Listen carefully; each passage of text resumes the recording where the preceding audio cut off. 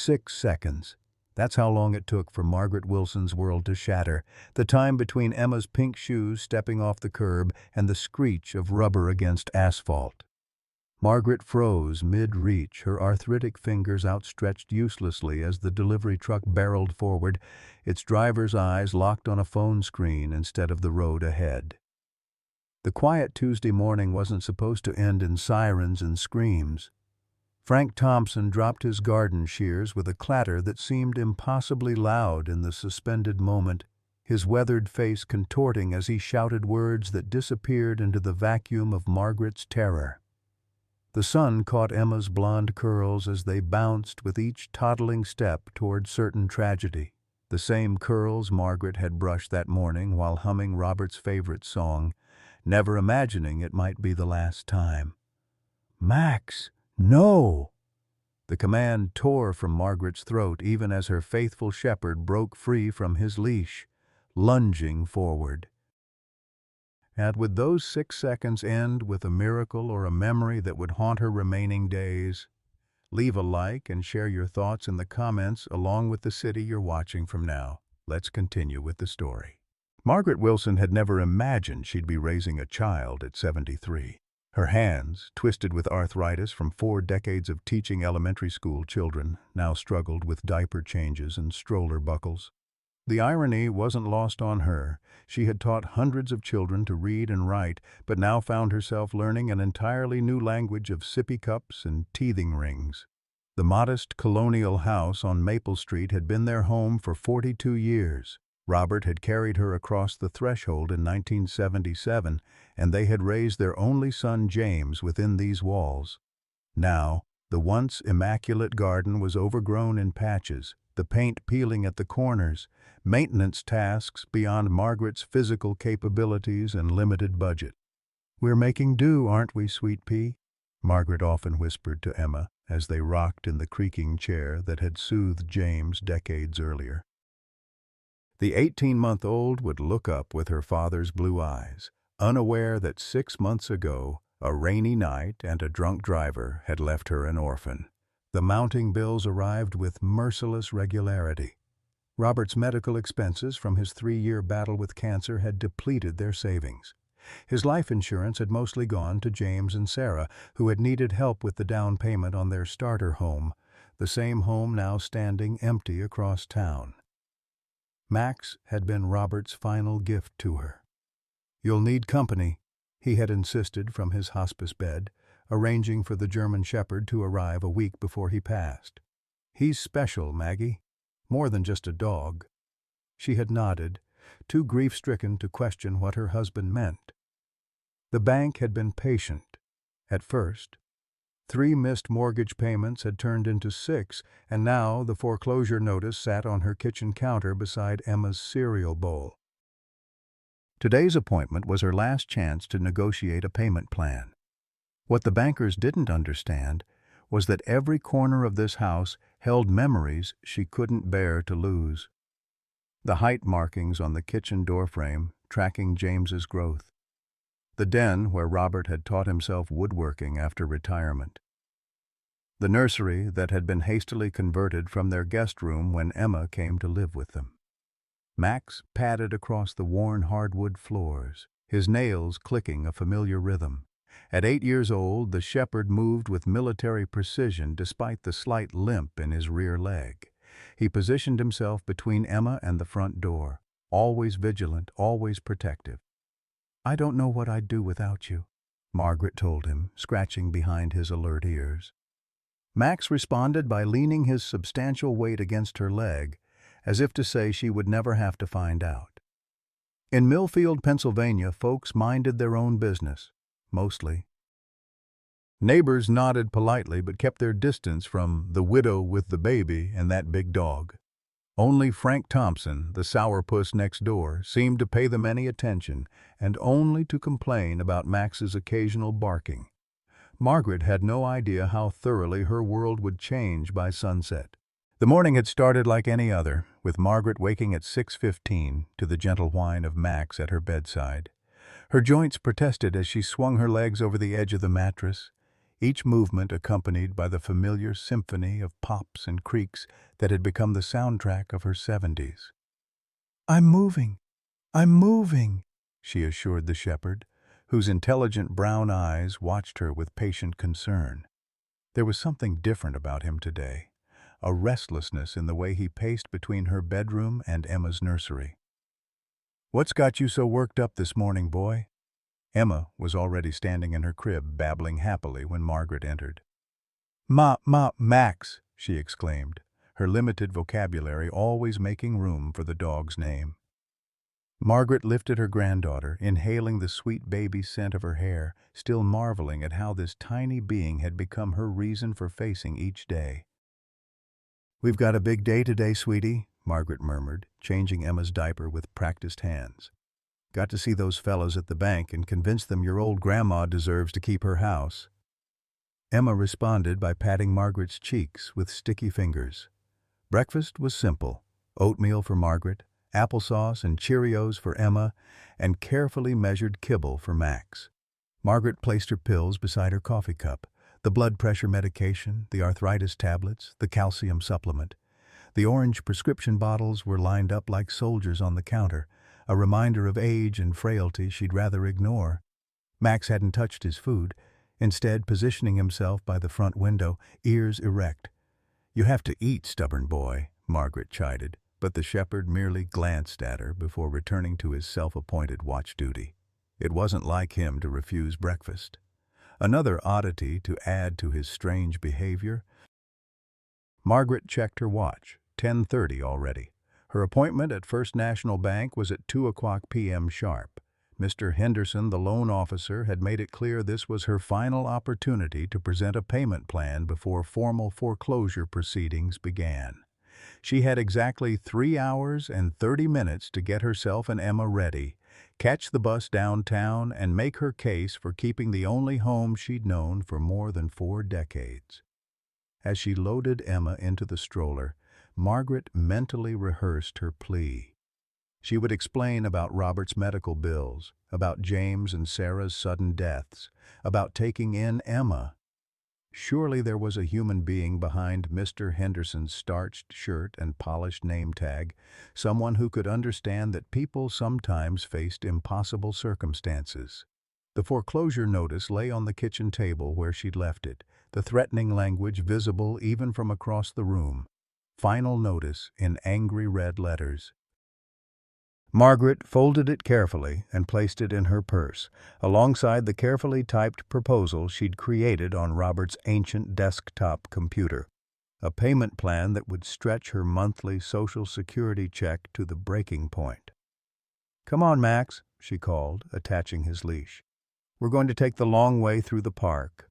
Grandma needs to clear her head before this meeting." The shepherd obediently took his position beside the stroller, but his usual calm demeanor was absent. He kept looking up and down the street, his body tense as if expecting something. "For heaven's sake, what has gotten into you today?" Margaret muttered as they set off down the sidewalk. The late spring morning was pleasant enough: warm sunshine, a gentle breeze carrying the scent of Mrs. Patterson's lilacs from 3 doors down. On any other day, Margaret might have appreciated the dappled sunlight through the maple trees lining their street, but today her mind was too cluttered with figures and payment schedules. As they passed Frank Thompson's meticulously maintained yard, the older man looked up from his rose bushes, secateurs in hand. His perpetual scowl deepened at the sight of Max. "Morning, Frank," Margaret called, determined to maintain the politeness her mother had instilled in her, despite the neighbor's obvious disdain. "That animal's still living with you, I see," he replied, eyeing Max with suspicion. "Not right, keeping a beast that size in a residential neighborhood." Margaret bit back a sharp retort. "Max is a perfect gentleman, as you well know. Never once caused any trouble." Frank harumphed, returning to his roses. "Just keep him away from my prize crimson glories.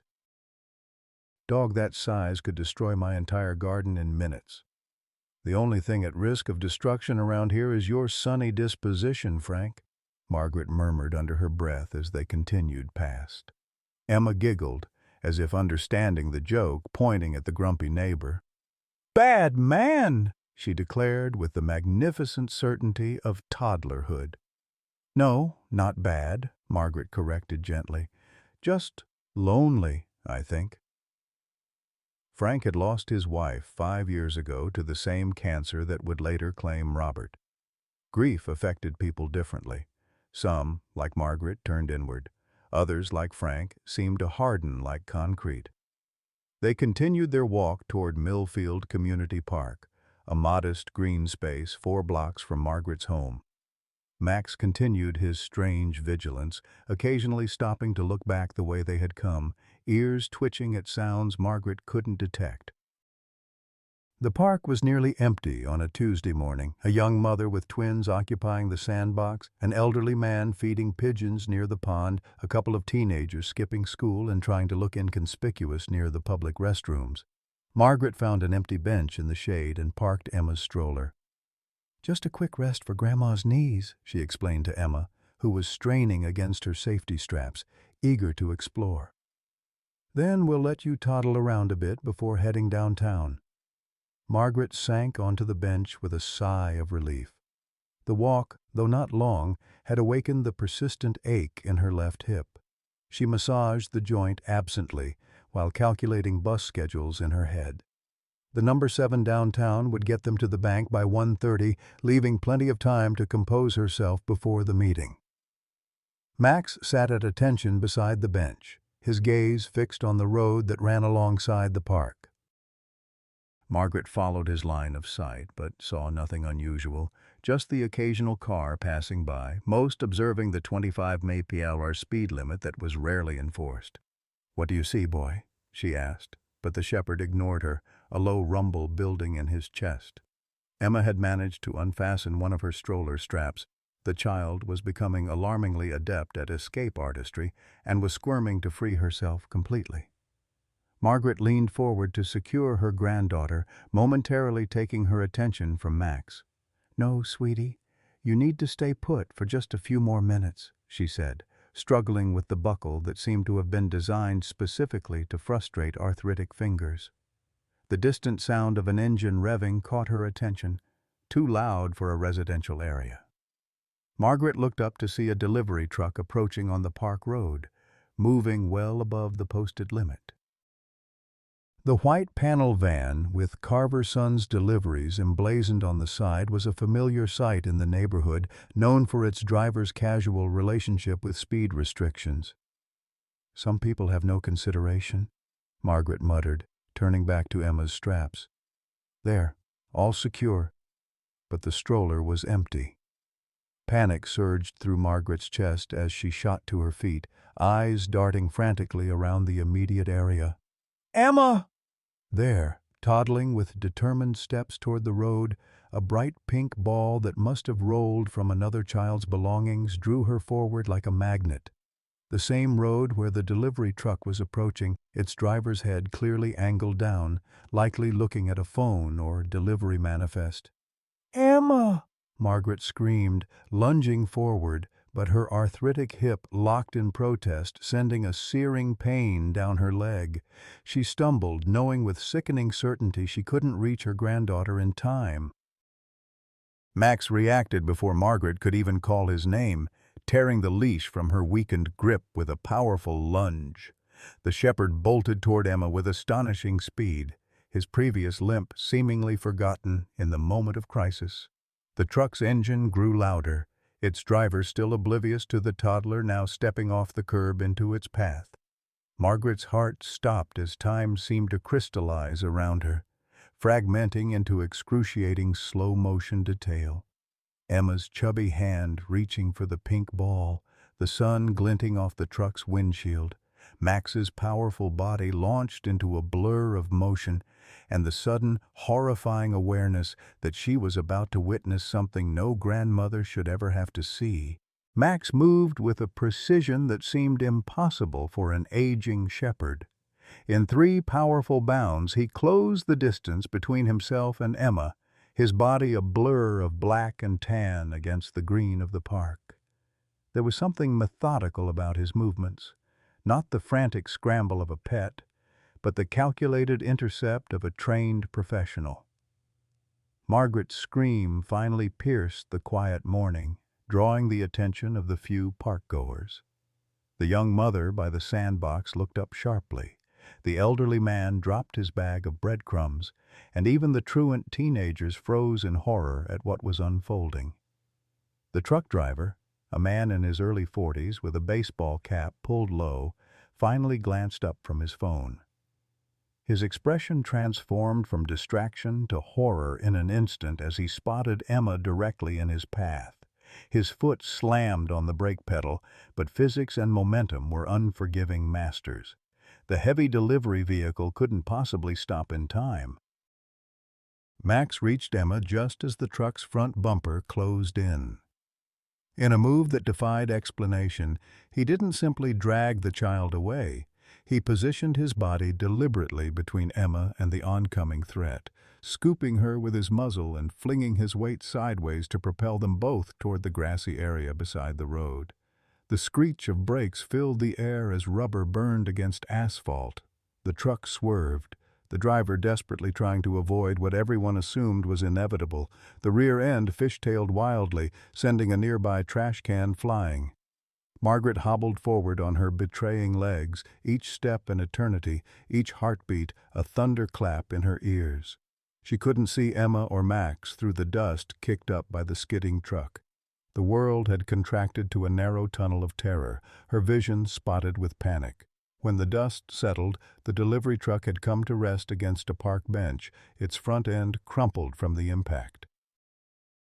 The driver sat frozen behind the wheel, knuckles white, face drained of color. But Margaret had eyes only for the small form lying motionless in the grass several feet from the road, and the German shepherd sprawled protectively over her. "Emma! Max!" The names tore from Margaret's throat as she finally reached them, falling painfully to her knees beside the pair. Emma blinked up at her grandmother, more startled than hurt. A small scrape on her elbow was already beading with blood, and her romper was stained with grass, but she was wonderfully, miraculously alive. Her tiny chest rose and fell with rapid breaths as big tears welled in her eyes, delayed shock setting in. Max hadn't been so fortunate. The shepherd lay panting heavily, his right rear leg bent at an unnatural angle. Blood matted the fur along his side where he'd slid across the pavement before reaching the grass. But his eyes, alert and focused, never left Emma's face, as if assessing her condition despite his own injuries. "Oh, Max," Margaret whispered, her hands hovering uselessly over his wounded body, afraid to cause more pain by touching him. "What did you do? How did you—" She couldn't finish the thought, her mind struggling to process what she'd just witnessed. The truck driver stumbled from his vehicle, cell phone now clutched in his shaking hand. "I've called 911, he said, his voice cracking. "They're sending an ambulance and animal control." He kept his distance, whether from fear of Margaret's reaction or shame at his role in the near tragedy wasn't clear.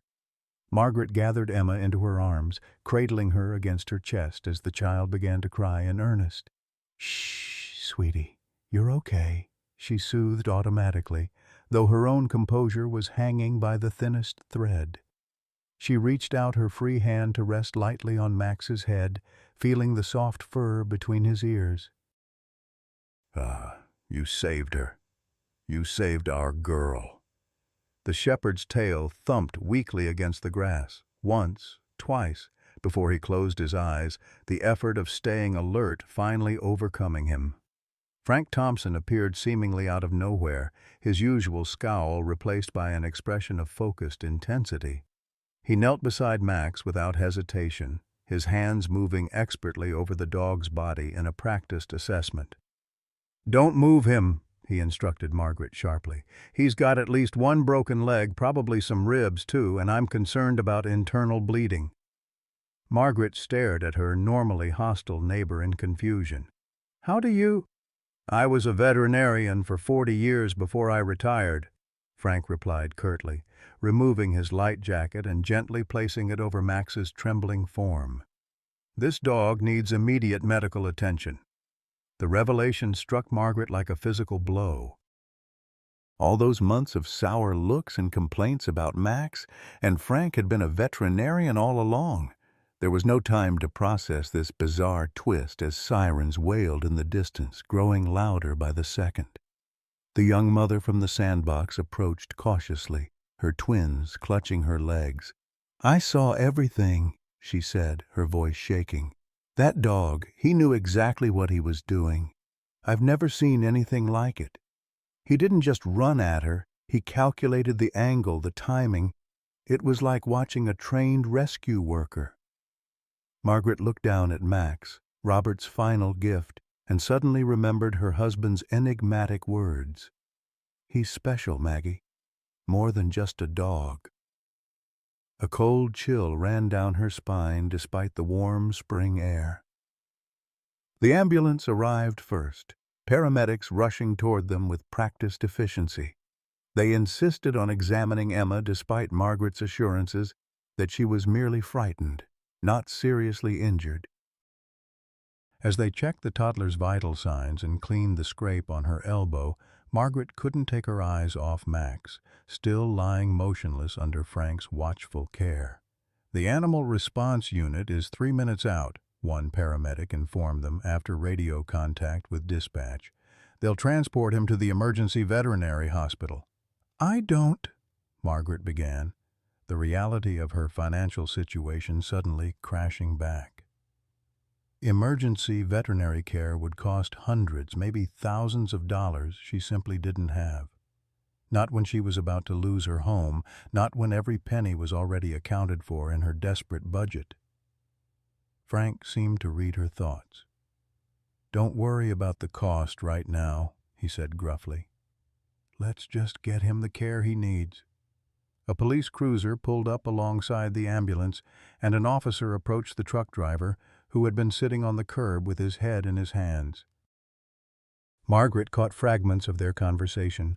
Distracted driving, potential charges, miracle, no one was killed. The animal response unit arrived and 2 uniformed officers carefully transferred Max onto a stretcher. The shepherd whimpered only once during the move, a sound that cut through Margaret's heart like a knife. They loaded him into their specialized vehicle, its lights flashing silently against the clear blue sky.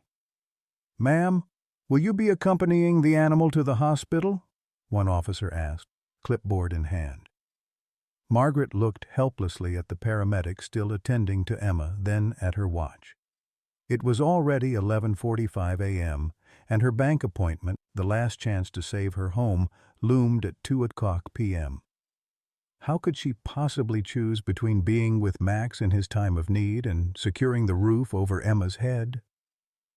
"I'll go with the dog," Frank said unexpectedly, climbing into the animal response vehicle without waiting for approval.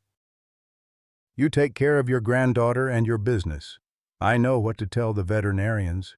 Before Margaret could thank him, the vehicle pulled away, carrying Max and her surprising neighbor toward uncertain outcomes. The paramedics insisted on transporting Emma to the hospital for a thorough examination, standard procedure for a child involved in a traffic incident, regardless of how minor the visible injuries might be. Margaret had no choice but to accompany her granddaughter, watching through the rear windows of the ambulance as the park and her critical bank appointment receded into the distance. As the adrenaline began to ebb, memories flooded back. Not of the day's events, but of Robert bringing Max home 3 years ago. The shepherd had been unusually well behaved from the start, already house-trained and responsive to commands. Robert had been so insistent about this particular dog, making arrangements from his hospice bed with a mysterious friend he'd only referred to as "my old army buddy." "He's not just any German shepherd, Maggie," Robert had said, already growing weaker by the day. "He served 2 tours in Afghanistan, saved his handler's life twice, came home with a Purple Heart of his own." She had assumed it was the medication talking, one of Robert's fanciful stories to distract them both from the reality of his imminent death. But now, Seeing Max's calculated rescue of Emma, Margaret began to wonder what else about their loyal companion she had failed to understand. The truck driver's face appeared in her mind, something hauntingly familiar about his features, though she was certain they'd never met. Perhaps he was a former student. After teaching elementary school for 4 decades in Millfield, Margaret had encountered several generations of the town's residents. As the ambulance wound its way through familiar streets toward Millfield General Hospital, Margaret held Emma close, whispering reassurances she herself didn't fully believe. Her world had shifted on its axis in less than 10 minutes, leaving her adrift in uncertainty. Her bank appointment would be missed. Max was gravely injured. Emma was frightened but mercifully unharmed. And somehow, Frank Thompson, the least likely ally she could have imagined, was now responsible for her beloved dog's immediate future.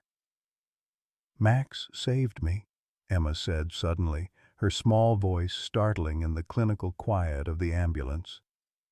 "Brave Max." "Yes, sweetheart," Margaret replied, tears finally spilling onto her cheeks as the enormity of what had almost happened and what had actually occurred fully registered. The bravest Max there ever was. The emergency room at Millfield General Hospital buzzed with the usual Tuesday morning activity. An elderly man with chest pains, a construction worker holding a bloodied cloth to his hand, a mother trying to console a feverish child. Margaret sat in an uncomfortable plastic chair, Emma dozing against her shoulder, as they waited for a doctor to confirm what she already knew. By some miracle, her granddaughter had escaped serious injury. A young nurse had already cleaned and bandaged the scrape on Emma's elbow, checked her vitals, and assured Margaret that the toddler showed no signs of concussion or other trauma. Still, hospital protocol demanded a physician's examination before they could be discharged. Margaret's thoughts kept returning to Max, picturing his broken body being treated by strangers. Was Frank actually helping, or had his unexpected intervention been a momentary aberration in his generally unpleasant demeanor? And what about her bank appointment? She glanced at the wall clock, 12:45 p.m. Even if they were released immediately, making it downtown by 2:00 p.m. would be nearly impossible. A gentle tap on her shoulder interrupted her spiraling worries. "Mrs. Wilson?" A slender woman in her 30s with a hospital ID badge that read Sarah Montgomery Communications smiled down at her. "I hope I'm not intruding, but I wanted to check on you and your granddaughter." Margaret blinked in confusion. "I'm sorry, do I know you?" Sarah shook her head, taking the seat beside Margaret. "No, ma'am. I was driving past the park when it happened. I saw everything, including what your dog did." She hesitated, then added, "I work for the hospital's public relations department, but I'm also a documentary filmmaker.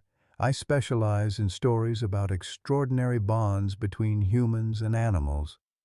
Under normal circumstances, Margaret might have politely dismissed the woman. Today, however, her usual social filters were compromised by stress and worry. He's always been protective of Emma, but what he did today, I've never seen anything like it. "It was remarkable," Sarah agreed, her voice gentle, almost like he was trained specifically for that kind of rescue. Margaret's breath caught as Robert's words echoed again in her memory. "He's special, Maggie. More than just a dog." "I don't mean to pry," Sarah continued, "but is your dog receiving treatment? I'd be happy to check on him for you while you're waiting here." "He's at the emergency veterinary hospital. My neighbor went with him." Margaret hesitated, then admitted, "I don't know how I'm going to afford his care. I'm already about to lose my house." The words tumbled out before she could stop them. Her financial struggles, Robert's medical bills, James and Sarah's accident, the bank appointment she was now missing. Sarah listened attentively, occasionally making notes in a small leather-bound notebook. "Mrs. Wilson, would you allow me to share your story? Not just about today, but everything you're going through?" Sarah's eyes were kind but intense. "Stories like yours matter. They remind people what's important. Before Margaret could respond, a doctor approached, a middle-aged woman with tired eyes and a reassuring smile. "Mrs. Wilson? I'm Dr. Chen. I've reviewed Emma's charts and examined her myself. She's absolutely fine. Just that minor scrape and some bruising on her side where your dog pushed her clear of danger. You can take her home whenever you're ready." Relief washed over Margaret in a powerful wave. "Thank you, doctor. That's wonderful news." Dr. Chen hesitated, then added in a lower voice, "Several staff members are talking about what happened. Word travels fast in a small town. If there's anything you need, anything at all, please don't hesitate to ask." As the doctor moved on to her next patient, Margaret turned back to Sarah, who was watching the interaction with interest. "About your question, I don't know. I've never been one to air my troubles publicly." "I understand," Sarah replied, handing Margaret her business card. "But sometimes allowing others to witness our struggles gives them permission to face their own. Think about it. And please, let me know how your dog is doing. His story deserves to be told regardless." After completing the discharge paperwork, Margaret found herself standing outside the hospital entrance, Emma now awake and restless in her arms, with no clear plan for what to do next. Her stroller remained at the park and she had no vehicle. The bank was across town and Max was in yet another location. For a woman who had prided herself on independence her entire life, the feeling of helplessness was both foreign and humiliating. "Mrs. Wilson?" A man's voice called from nearby. Margaret turned to see the truck driver from the incident approaching cautiously, his baseball cap in his hands. Up close, the familiarity of his features was even more pronounced. "I'm Daniel Carver. I just wanted to make sure your granddaughter is okay." The name registered immediately. "Carver, from Carver Sons Deliveries?" He nodded, unable to meet her eyes. "It's my father's company. I'm so sorry about what happened. There's no excuse for distracted driving. I could have—" His voice broke. "I could have killed your granddaughter." Margaret studied him, this man whose carelessness had nearly destroyed her world. He appeared genuinely distraught, with dark circles under reddened eyes and a pallor that suggested he might be ill. Despite everything, she found herself feeling a strange pity for him. "Emma is fine, Mr. Carver, thanks to Max." She couldn't bring herself to offer absolution, but neither could she summon the energy for righteous anger. "I hope you've learned something today about the consequences of looking at your phone while driving." He nodded miserably. "The police cited me for distracted driving and reckless endangerment. I'll likely lose my commercial license, at least temporarily." He hesitated, then added, "I heard your dog was badly injured. I'd like to pay for his veterinary care. It's the least I can do." The offer was unexpected and desperately needed, but Margaret's pride rebelled. "That's not necessary." "Please," Daniel interrupted, "let me do this one right thing. My father always taught me to take responsibility for my actions, even when—" He stopped abruptly, a shadow crossing his face. "Even when what?" Margaret prompted, intrigued by his sudden discomfort. Daniel seemed to struggle internally before responding. "It's not important right now. What matters is getting you and Emma home safely and making sure your heroic dog gets the best care possible. My truck is obviously out of commission, but I have my personal car nearby. Can I drive you somewhere?" Margaret weighed her options. She needed to get to the bank, but she also needed to check on Max. And Emma was growing increasingly fussy, overtired from the morning's trauma and the hospital visit. "If you could take us to the Millfield Veterinary Emergency Clinic first, I'd appreciate it," she decided. "Then perhaps to the First National Bank downtown." During the drive to the clinic, Margaret couldn't shake the feeling that Daniel Carver was somehow connected to her past, beyond this morning's incident. His profile in the driver's seat triggered a vague recognition that hovered just beyond her grasp. The veterinary clinic was a modern facility on the outskirts of town, its glass and steel exterior at odds with Millfield's generally traditional architecture. As Daniel pulled into a parking space, Margaret spotted Frank Thompson pacing outside the entrance, phone pressed to his ear, his expression grim. "I'll wait here with Emma," Daniel offered as Margaret unbuckled her seatbelt. "Take your time." Frank ended his call as Margaret approached, his weathered face uncharacteristically open with concern. "Margaret," he greeted her, forgoing his usual gruffness. "Emma okay?" "Just a scrape and some bruising. She'll be fine." Margaret searched his face for clues about Max. "How is he?" Frank sighed heavily, gesturing toward the building behind him. "He's in surgery. Multiple fractures in his right rear leg, 3 broken ribs, a punctured lung, and significant internal bleeding. The impact was substantial." Margaret's hand flew to her mouth, tears springing to her eyes. "Oh, Max." "The good news," Frank continued, "is that he's strong and in excellent physical condition for a dog his age. The surgical team is optimistic." He hesitated, then added, "There's something else you should know. When they were prepping him for surgery, they found a microchip." "A microchip?" But Robert never mentioned.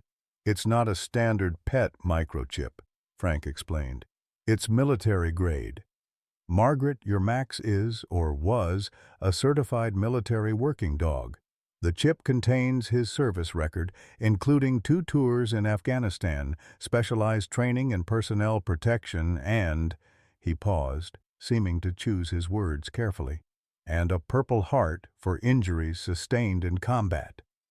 The confirmation of Robert's seemingly fanciful claim stunned Margaret into silence. Max wasn't just a pet. He was a war hero, a trained protector who had seen combat. Suddenly, his precise movements during Emma's rescue, his constant vigilance, his positioning between the child and potential threats, it all made sense. "Robert knew," she whispered. "He told me Max was special, that he was more than just a dog. I thought it was the medication talking." Frank nodded. "Your husband must have had connections. These dogs aren't typically adopted out to civilians without special arrangements."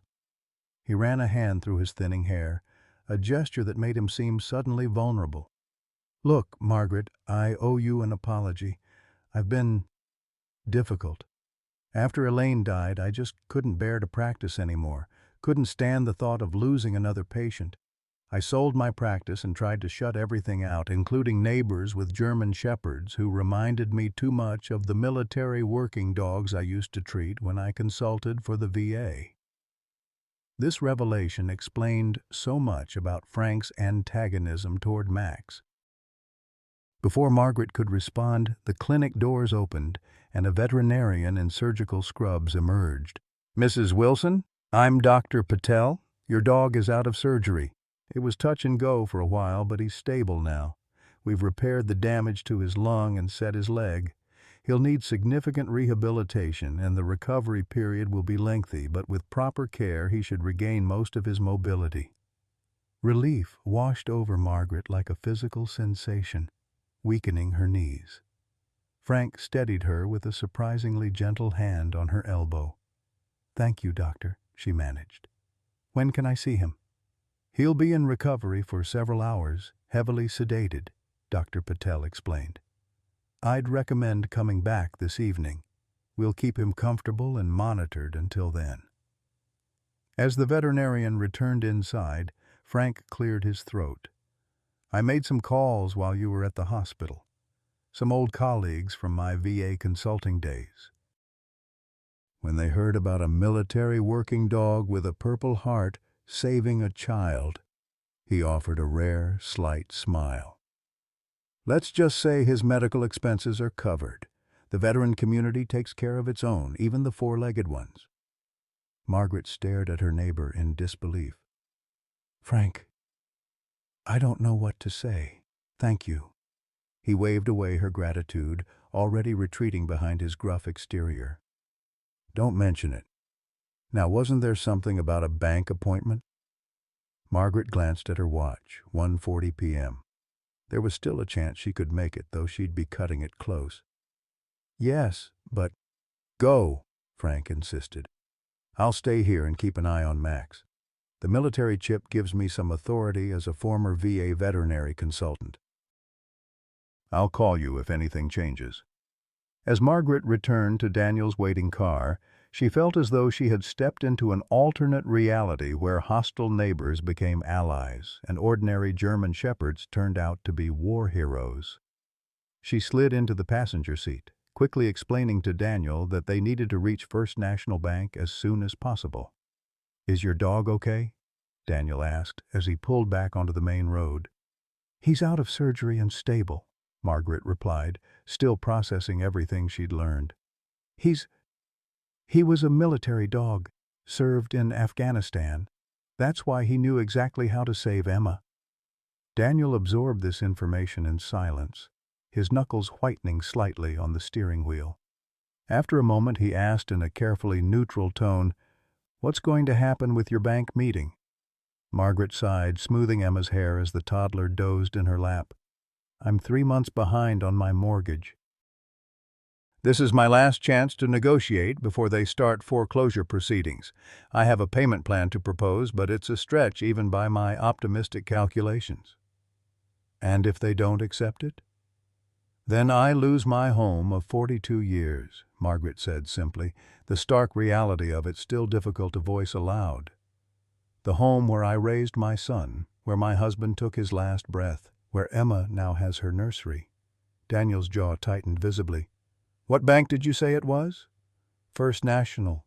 My appointment is with Mr. Henderson in the loan department." Something flickered across Daniel's face. Recognition, perhaps, or discomfort. "Richard Henderson?" Margaret looked at him sharply. "Yes." "Do you know him?" Daniel hesitated before answering. "Millfield is a small town. I know of him." His tone suggested there was more to the story, but he offered nothing further as they pulled into the bank's parking lot with 5 minutes to spare.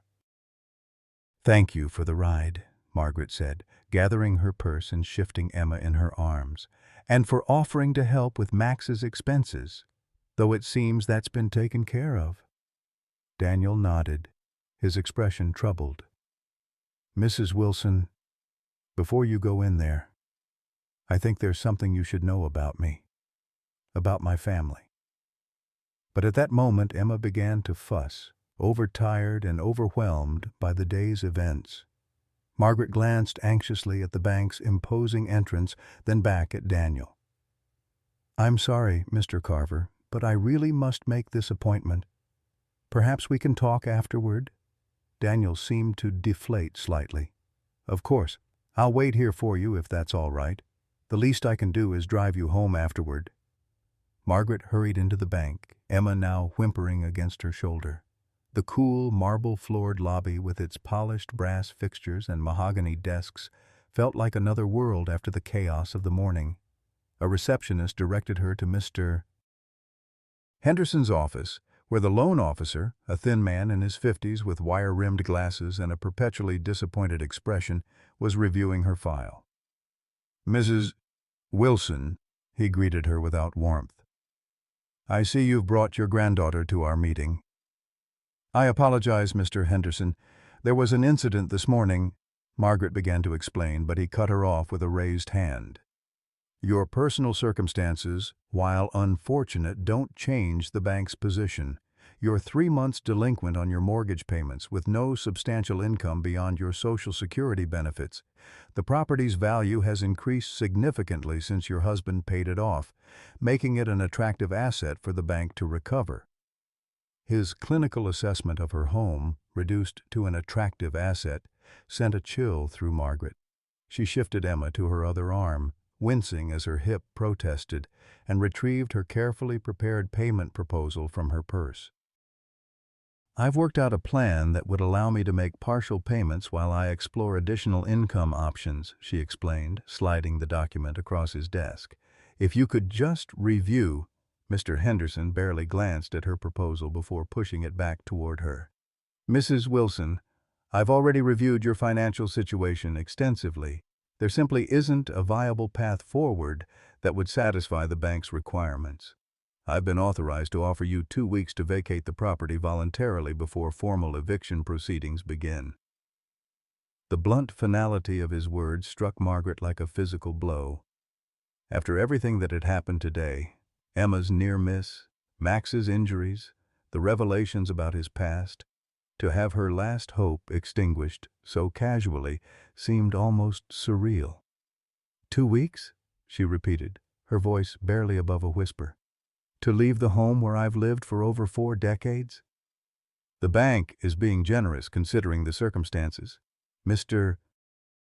Henderson's tone suggested he personally had advocated for this generosity, though his cold eyes belied any actual compassion. Most delinquent mortgages receive only— A commotion outside his office interrupted him, raised voices, one of which Margaret recognized as Daniel Carver's.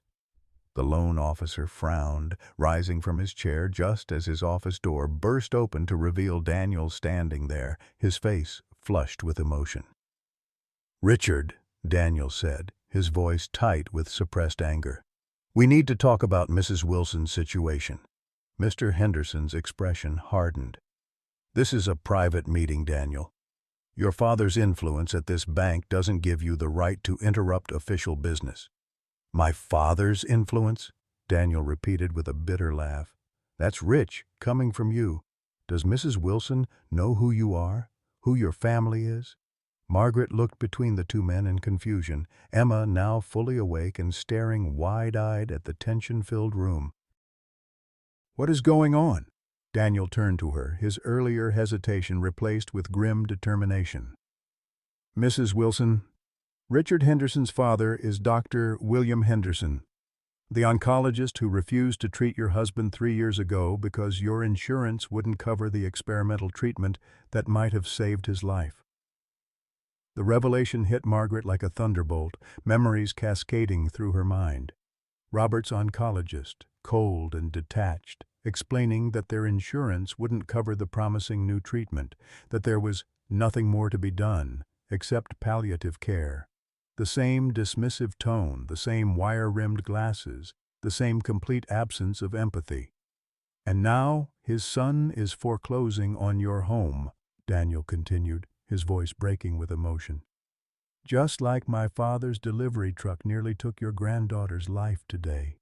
Our families have caused you nothing but pain, Mrs. Wilson, and I can't stand by and watch it happen again." Mr. Henderson's face had drained of color, the thin veneer of professional detachment cracking under Daniel's accusation. His eyes darted between Margaret and Daniel, calculating damage control in real time. "This is highly inappropriate," he finally managed, adjusting his tie with nervous fingers. "Family connections have absolutely no bearing on bank policy, and dredging up medical decisions from years ago is both unprofessional and irrelevant to the matter at hand." Margaret sat perfectly still, Emma quiet in her arms as if the toddler sensed the gravity of the moment. The pristine office, with its polished furniture and framed banking certificates, seemed to constrict around her, the air growing thick with unspoken history and intersecting fates. "Is it true?" she asked quietly, her voice steadier than she felt. "Are you William Henderson's son?" The loan officer's jaw tightened. "My father's medical practice and my banking career are entirely separate matters, Mrs. Wilson." "You didn't answer my question." Mr. Henderson removed his glasses, pinching the bridge of his nose. "Yes, Dr. William Henderson is my father, but I fail to see how this is relevant to your delinquent mortgage." "My husband died in pain," Margaret said, each word deliberate and clear.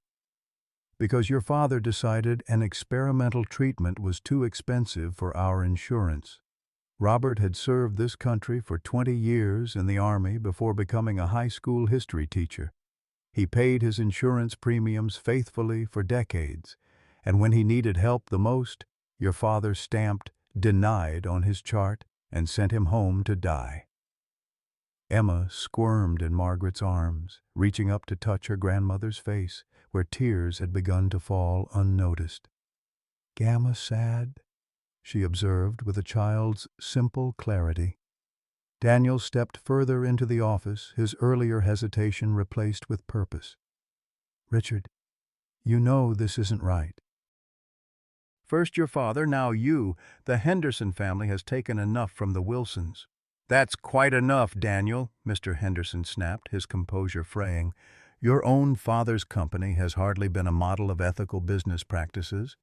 Weren't you driving one of his trucks when you nearly killed this woman's granddaughter this morning? Daniel flinched, but didn't back down. Yes, and I'll live with that guilt for the rest of my life. The difference is, I'm trying to make amends. What are you doing except continuing your family's tradition of causing the Wilsons pain?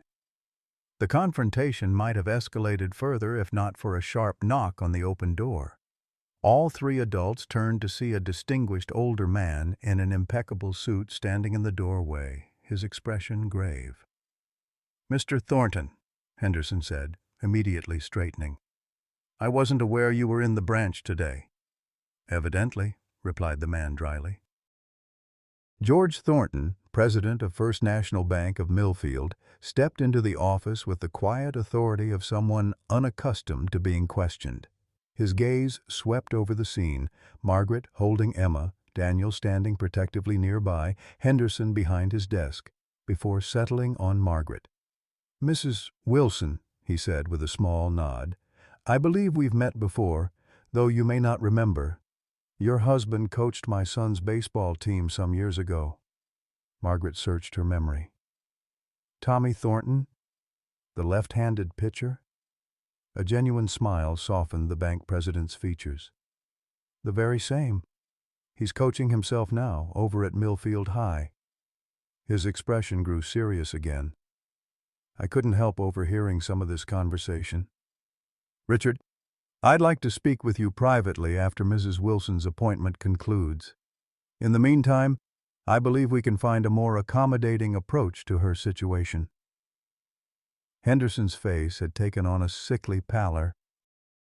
Sir, bank policy clearly states, I'm familiar with our policies, Richard, having written many of them myself, Thornton interrupted smoothly. I'm also familiar with our Community Responsibility Clause, which allows executive discretion in cases of extraordinary circumstance. He turned to Margaret. And from what I understand, Mrs. Wilson, your circumstances today have indeed been extraordinary. For the second time that day, Margaret found herself speechless in the face of unexpected support. Emma, sensing the shift in atmosphere, began to babble happily, reaching toward Mr. Thornton with innocent curiosity. Now then, the bank president continued, pulling up a chair beside Margaret, let's discuss a modification plan that actually addresses your situation, shall we? Richard, you may be excused. Henderson hesitated, clearly torn between professional obligation and self-preservation. After a moment, he gathered his papers with trembling hands and exited the office without another word.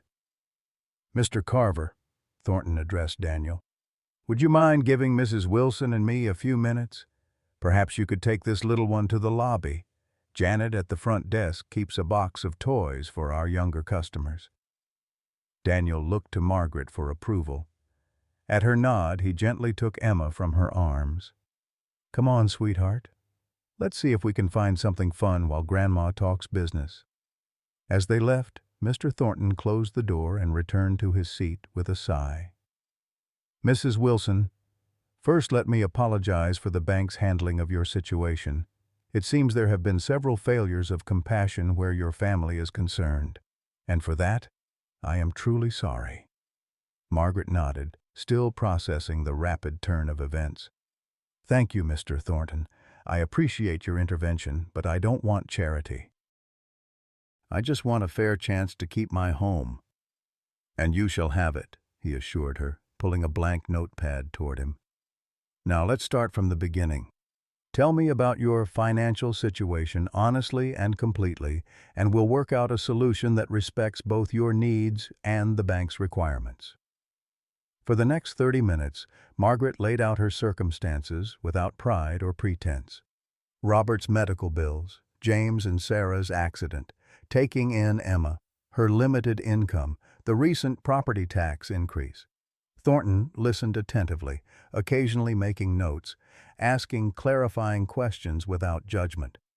"Your proposal actually has merit," he said when she finished, tapping the document Henderson had so summarily dismissed. "With a few adjustments and perhaps enrollment in our seniors' hardship program, we can make this work." He smiled at her obvious relief. "Mrs. Wilson, banks exist to serve communities, not just shareholders. Sometimes my employees forget that." By the time Daniel returned with a happily distracted Emma, Margaret and Mr. Thornton had outlined a modified payment plan that would allow her to keep her home.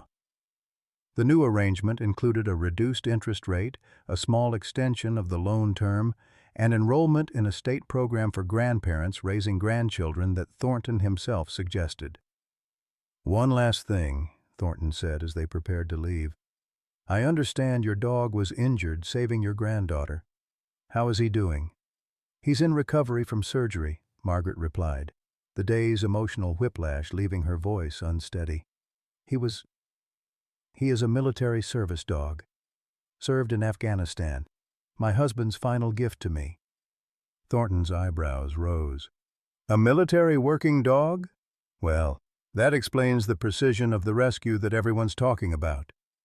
Margaret stared at him. "Everyone's talking about it? Mrs. Wilson, a German shepherd with military training saving a toddler from a speeding truck.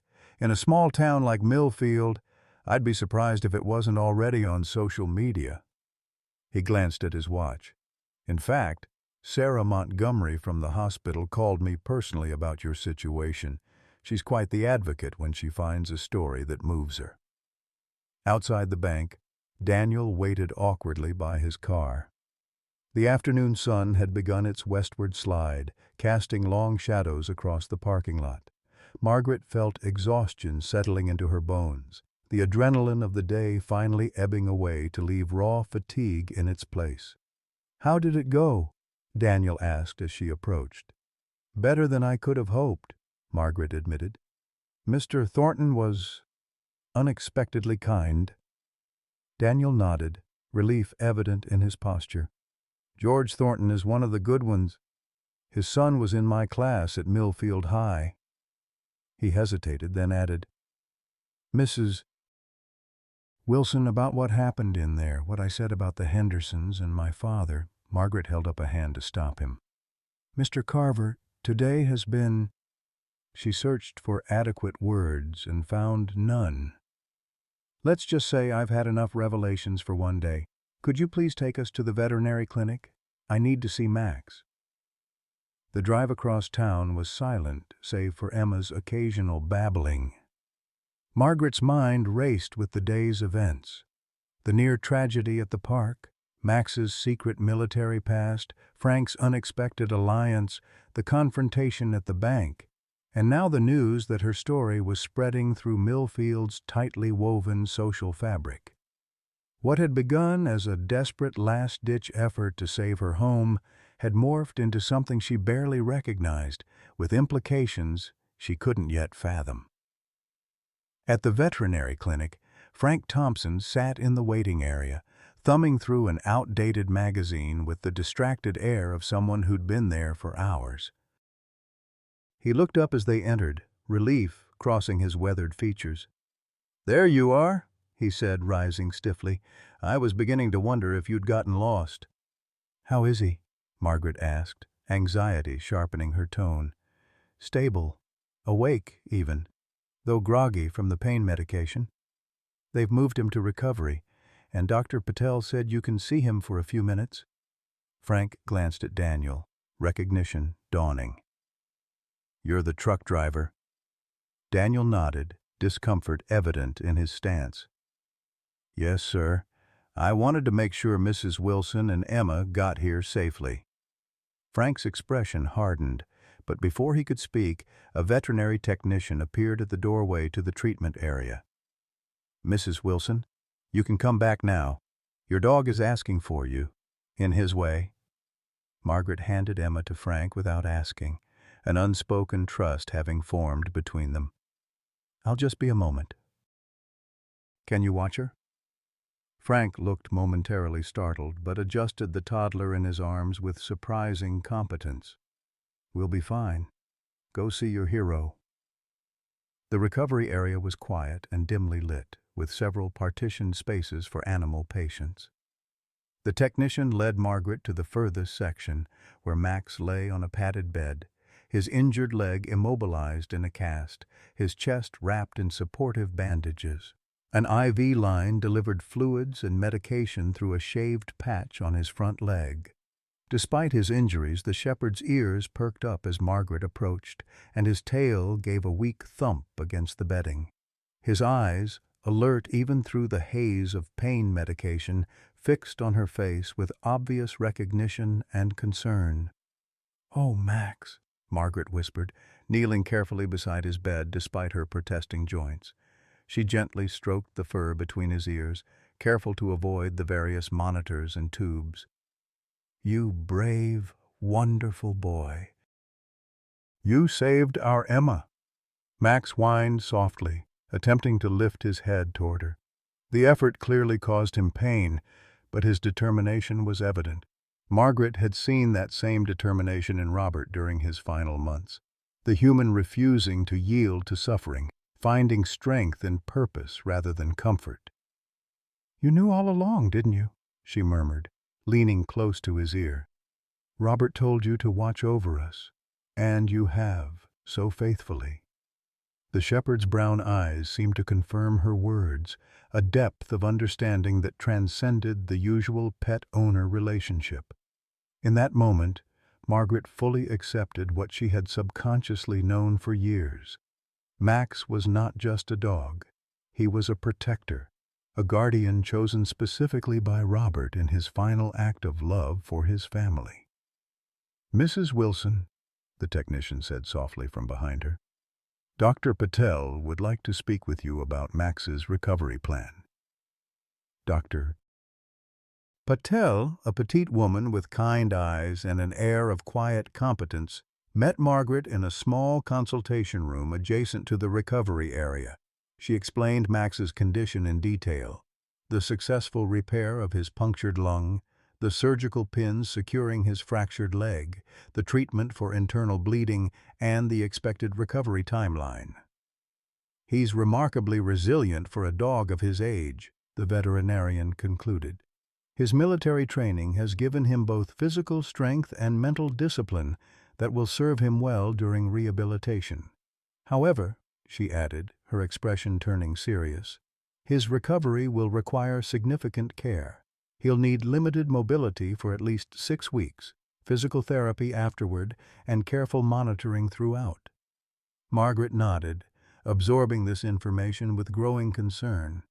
Caring for an injured military dog while also raising an active toddler and trying to meet her new mortgage payments would be challenging, to say the least. "I understand," she said, determination overriding her doubt.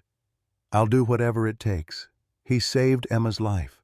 I owe him nothing less than my absolute best care." Dr. Patel smiled. "That's what I expected you'd say. Now, there's someone else who'd like to speak with you about Max's case. He's been waiting quite patiently." The doctor opened the door to reveal a tall, broad-shouldered man in his early 40s wearing casual civilian clothes, though his military bearing was unmistakable. He stood straighter as Margaret entered, offering a respectful nod. "Mrs. Wilson? I'm Sergeant Michael Landry, retired.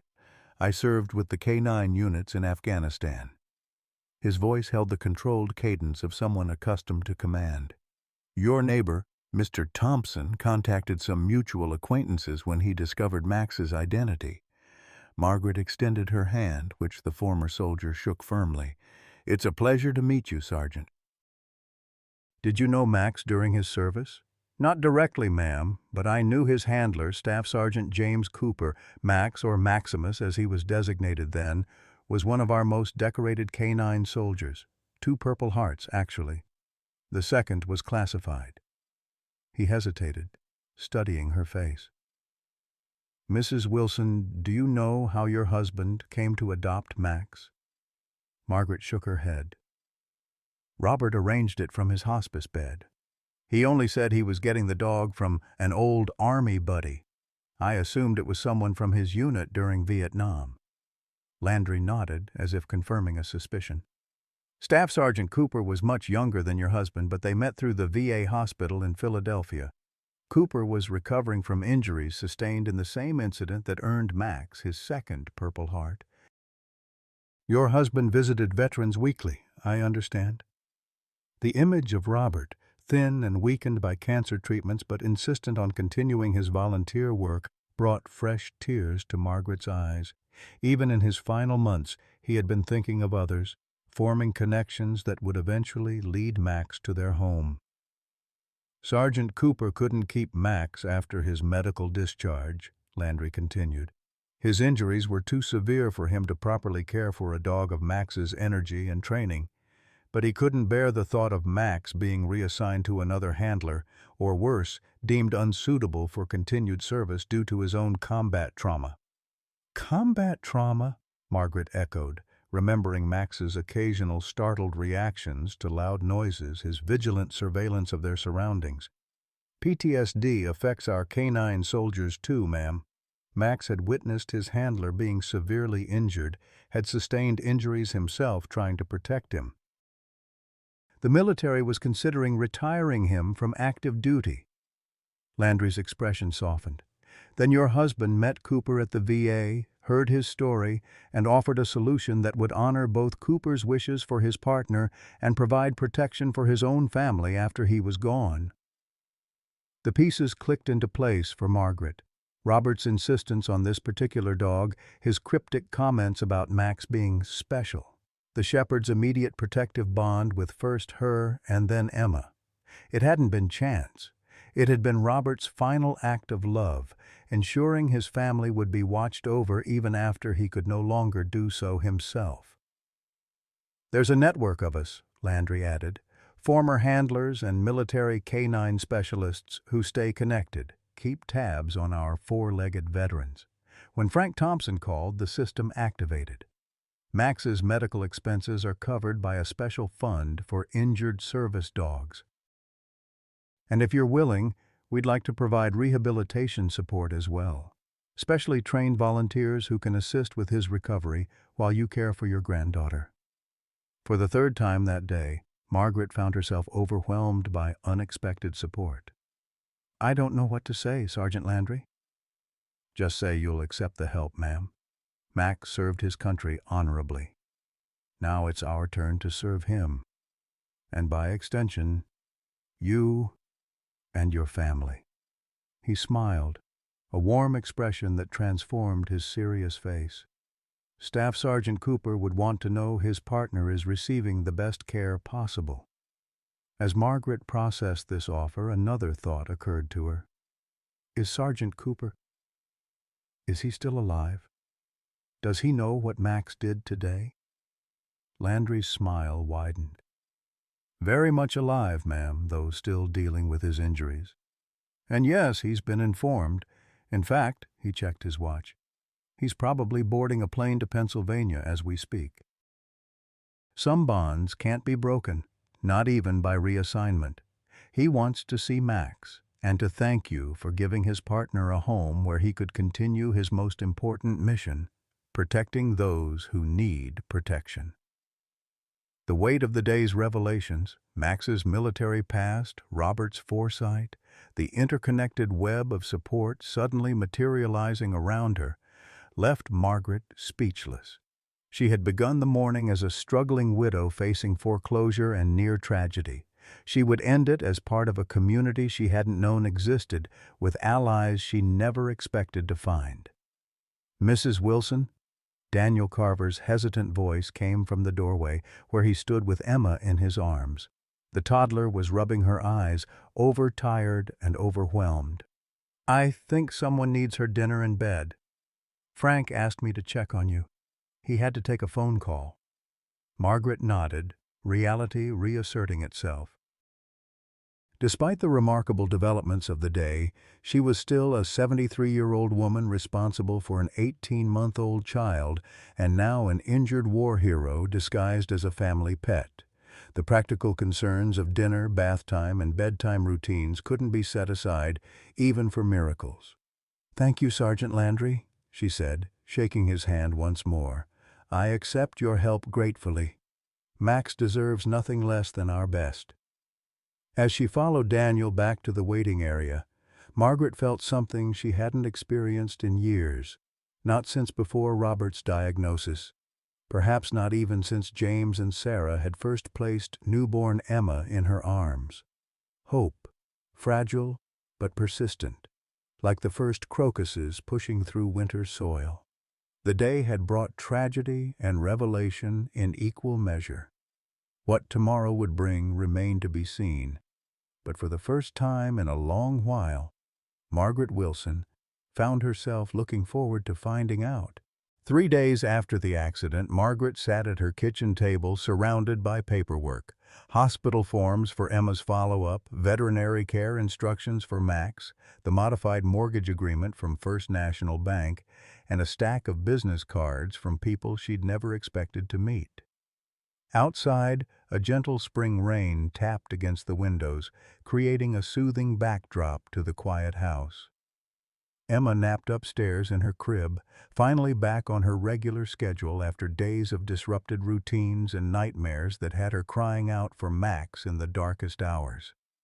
The toddler didn't understand why her constant companion wasn't at home, why Grandma's eyes were rimmed with red, or why strangers kept appearing at their door with casseroles and concerned smiles. The absence of Max's reassuring presence was palpable. No clicking of nails on hardwood, no warm body leaning against her leg as she washed dishes, no watchful guardian positioning himself between Emma and the front door whenever the bell rang. The shepherd had become such an integral part of their small family that the house felt eerily incomplete without him. Dr. Patel had been clear. Max needed at least another week of intensive veterinary care before he could come home, and even then, his recovery would be measured in months rather than weeks.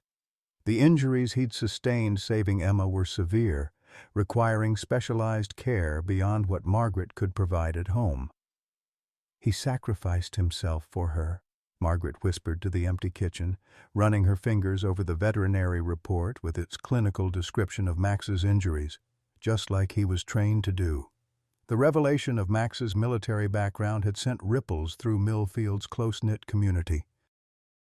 Veterans who had barely acknowledged Margaret's existence for years now stopped by with offers of help, mowing her lawn, fixing the loose railing on her porch steps, bringing groceries when they heard she was hesitant to take Emma to the store after the trauma. Frank Thompson had undergone the most remarkable transformation. The once surly neighbor now checked in daily, using his veterinary expertise to explain Max's treatment in terms Margaret could understand. He'd even offered to drive her to the clinic for visits when Daniel Carver wasn't available. Daniel himself had become an unexpected fixture in their lives. His genuine remorse over the accident, combined with the strange connection between their families through the Hendersons, had forged an unlikely bond. He'd taken a leave of absence from his father's delivery company, partly due to his suspended commercial license and partly to reevaluate his priorities, as he'd explained to Margaret. The doorbell rang, interrupting her thoughts. Margaret rose stiffly, her hip still protesting from her fall during the accident. Through the peephole, she saw Sarah Montgomery, the documentary filmmaker from the hospital, standing on her porch, notebook in hand, her expression eager but respectful. Margaret hesitated. She'd declined Sarah's initial request to share her story, uncomfortable with the idea of publicity. But after 3 days of community support, of discovering connections she never knew existed, she was beginning to reconsider. Perhaps Robert and Max's story deserved to be told. "Mrs. Wilson," Sarah greeted her as Margaret opened the door. "I hope I'm not intruding. I just wanted to check how you and Emma are doing and to see if you've given any more thought to my proposal." Margaret gestured for the younger woman to enter. Emma's napping, so we'll need to keep our voices down. Would you like some tea? As they settled at the kitchen table with steaming mugs, Sarah gently outlined her vision again, not just a documentary about a heroic dog, but a deeper exploration of military working dogs, the veterans who handled them, and the bonds that transcended service. Your Max is just one example, albeit an extraordinary one, Sarah explained, her passion evident in her animated gestures. There are hundreds of these dogs who've saved countless lives overseas, only to face challenges when they return home. PTSD, injuries, difficult transitions to civilian life, challenges not unlike what their human counterparts face. Margaret sipped her tea thoughtfully. And you think sharing our story would help others? I know it would, Sarah replied without hesitation. Veterans' services are chronically underfunded, especially for specialized needs like K-9 units. Public awareness can drive change. She leaned forward earnestly. Plus, think of the families out there struggling like you were. Elderly grandparents raising grandchildren, facing foreclosure, feeling isolated. Seeing how your community has rallied around you might inspire others to seek or offer help. The idea was tempting, but Margaret's ingrained privacy made her wary. I've never been one to put my business in the street, as my mother would say. Sarah nodded, understanding. I respect that completely. But sometimes our private struggles, when shared, become beacons for others. She hesitated, then added gently, and from what I understand about your husband, he was a man who believed in service to others. This could be another way to honor his legacy. The mention of Robert's values struck a chord. Hadn't he spent his final months visiting younger veterans at the VA, forming the connection that would eventually bring Max into their lives? Wouldn't he want Max's heroism, and by extension the heroism of all military working dogs, to be recognized? Before Margaret could respond, her phone rang, the special tone she'd assigned to the veterinary clinic. She answered with barely concealed anxiety. Hello? Yes, this is Mrs. Wilson. Sarah watched as Margaret's expression shifted from concern to confusion to shock. He's here now? But I thought, yes, of course, I understand. We'll be there as soon as possible. Margaret ended the call, her hand trembling slightly. Is Max all right? Sarah asked, immediately concerned. Max is stable, Margaret assured her, already reaching for her cardigan and purse. But Staff Sergeant Cooper, his former handler, has arrived from California. He's at the clinic now and wants to see me and Emma. She glanced toward the stairs, calculating whether to wake her granddaughter or let her complete her nap. Dr. Patel says he's been there for an hour already, just sitting with Max. Apparently, the dog recognized him immediately. Sarah's eyes lit up with professional interest, though she tried to temper her reaction out of respect. That's remarkable. The bond between military handlers and their dogs is legendary. Margaret made her decision. I need to go to the clinic.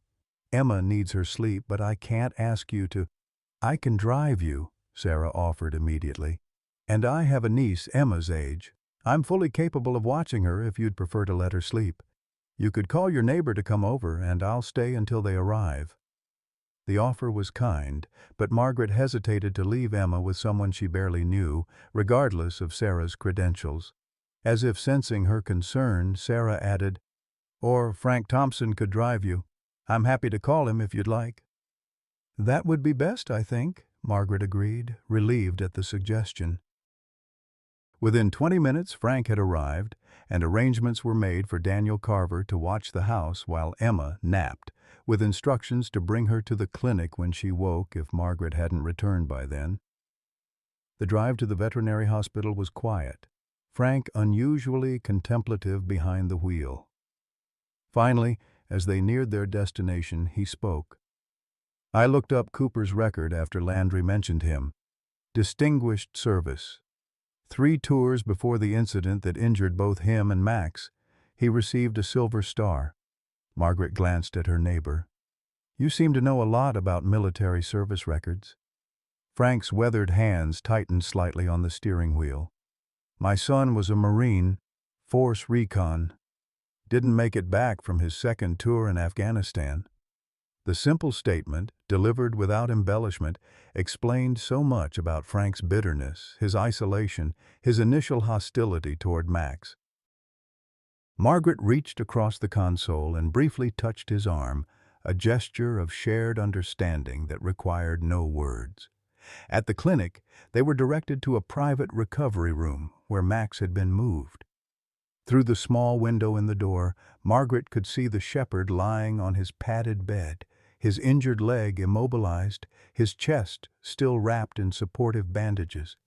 Beside him sat a man in his mid-30s, one hand resting gently on Max's head, while the other gripped the edge of a wheelchair, the explanation for why Sergeant Cooper had arrived a day earlier than expected. He had clearly been determined to reach Max as quickly as possible, regardless of his own mobility challenges. Dr. Patel approached quietly from behind them. He arrived by medical transport this morning, insisted on seeing Max immediately. They've been like this for nearly 2 hours now. Her voice held both professional interest and emotional respect.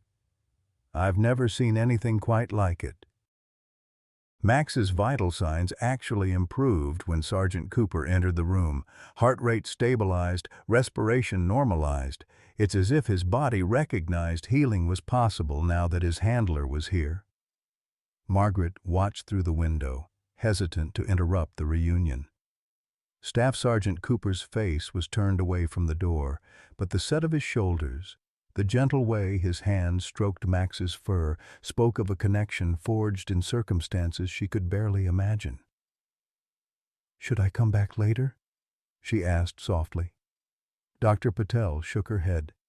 "He specifically asked to meet you. Said he wanted to thank the woman who gave his partner a home and purpose." She opened the door gently. "Sergeant Cooper, Mrs. Wilson is here." The man turned his wheelchair toward the door, revealing a handsome face marked by a jagged scar that ran from temple to jaw on the left side. Despite this and other visible evidence of trauma, his smile was warm and genuine, reaching eyes that held both pain and profound gratitude. "Mrs. Wilson," he said, his voice stronger than his physical appearance might suggest, "it's an honor to finally meet you. Your husband spoke of you often during our sessions at the VA." Margaret entered the room slowly, aware of Frank hovering protectively in the doorway behind her. "You knew Robert well, then?" Cooper nodded, his hand never leaving Max's head. "He volunteered in the rehabilitation ward every Wednesday, brought books, played chess, mostly just listened when the younger guys needed to talk. He was a light in some very dark days for many of us." Max's tail thumped weakly against his bed at the sound of his former handler's voice, his eyes moving between Cooper and Margaret as if confirming the connection between two important figures in his life.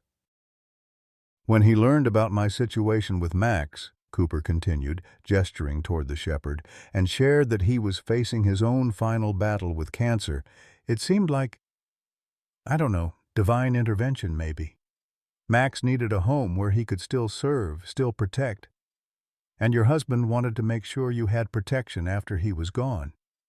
Margaret moved closer, taking the seat on the opposite side of Max's bed. "Robert never told me the details. He just said Max was special."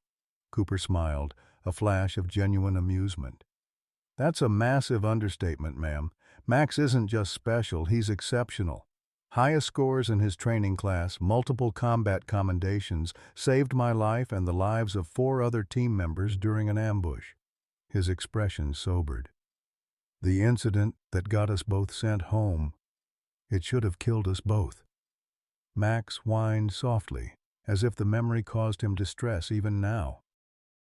Cooper immediately adjusted his tone, murmuring reassurances in what sounded like a combination of English and another language. "Is that German?" Margaret asked, recognizing a few words from her college language courses decades ago. Cooper nodded. Military working dogs, especially German shepherds, are often trained with commands in multiple languages. Creates a layer of security in the field. Enemy combatants can't issue commands the dog will recognize. His fingers found a spot behind Max's ear that made the shepherd's eyes half close in contentment. He knows commands in English, German, and a few in Pashto. As Margaret watched the interaction between dog and former handler, she began to truly understand what Robert had arranged. Not just a pet for companionship, but a highly trained guardian with skills beyond what she'd ever imagined. Max's precise movements during Emma's rescue hadn't been luck or instinct alone. They'd been the result of thousands of hours of specialized training and battlefield experience. The day Robert called to ask if Max could come live with you was one of the hardest and best days of my recovery, Cooper admitted. I couldn't care for him properly anymore. My injuries were too severe, my PTSD too unpredictable. The military was considering retiring him from service, maybe placing him with another handler if he passed the evaluation. But Max had his own trauma to process. He needed stability, purpose, but also peace. He looked up at Margaret, his eyes suddenly bright with emotion. Your husband promised me that Max would have a mission worthy of his training, protecting his family. Margaret thought of the countless ways Max had fulfilled that promise, positioning himself between Emma and the door when strangers arrived, constantly surveying their surroundings during walks, the alertness with which he'd monitored the toddler's activities, and ultimately, his split-second decision to place himself between Emma and certain death.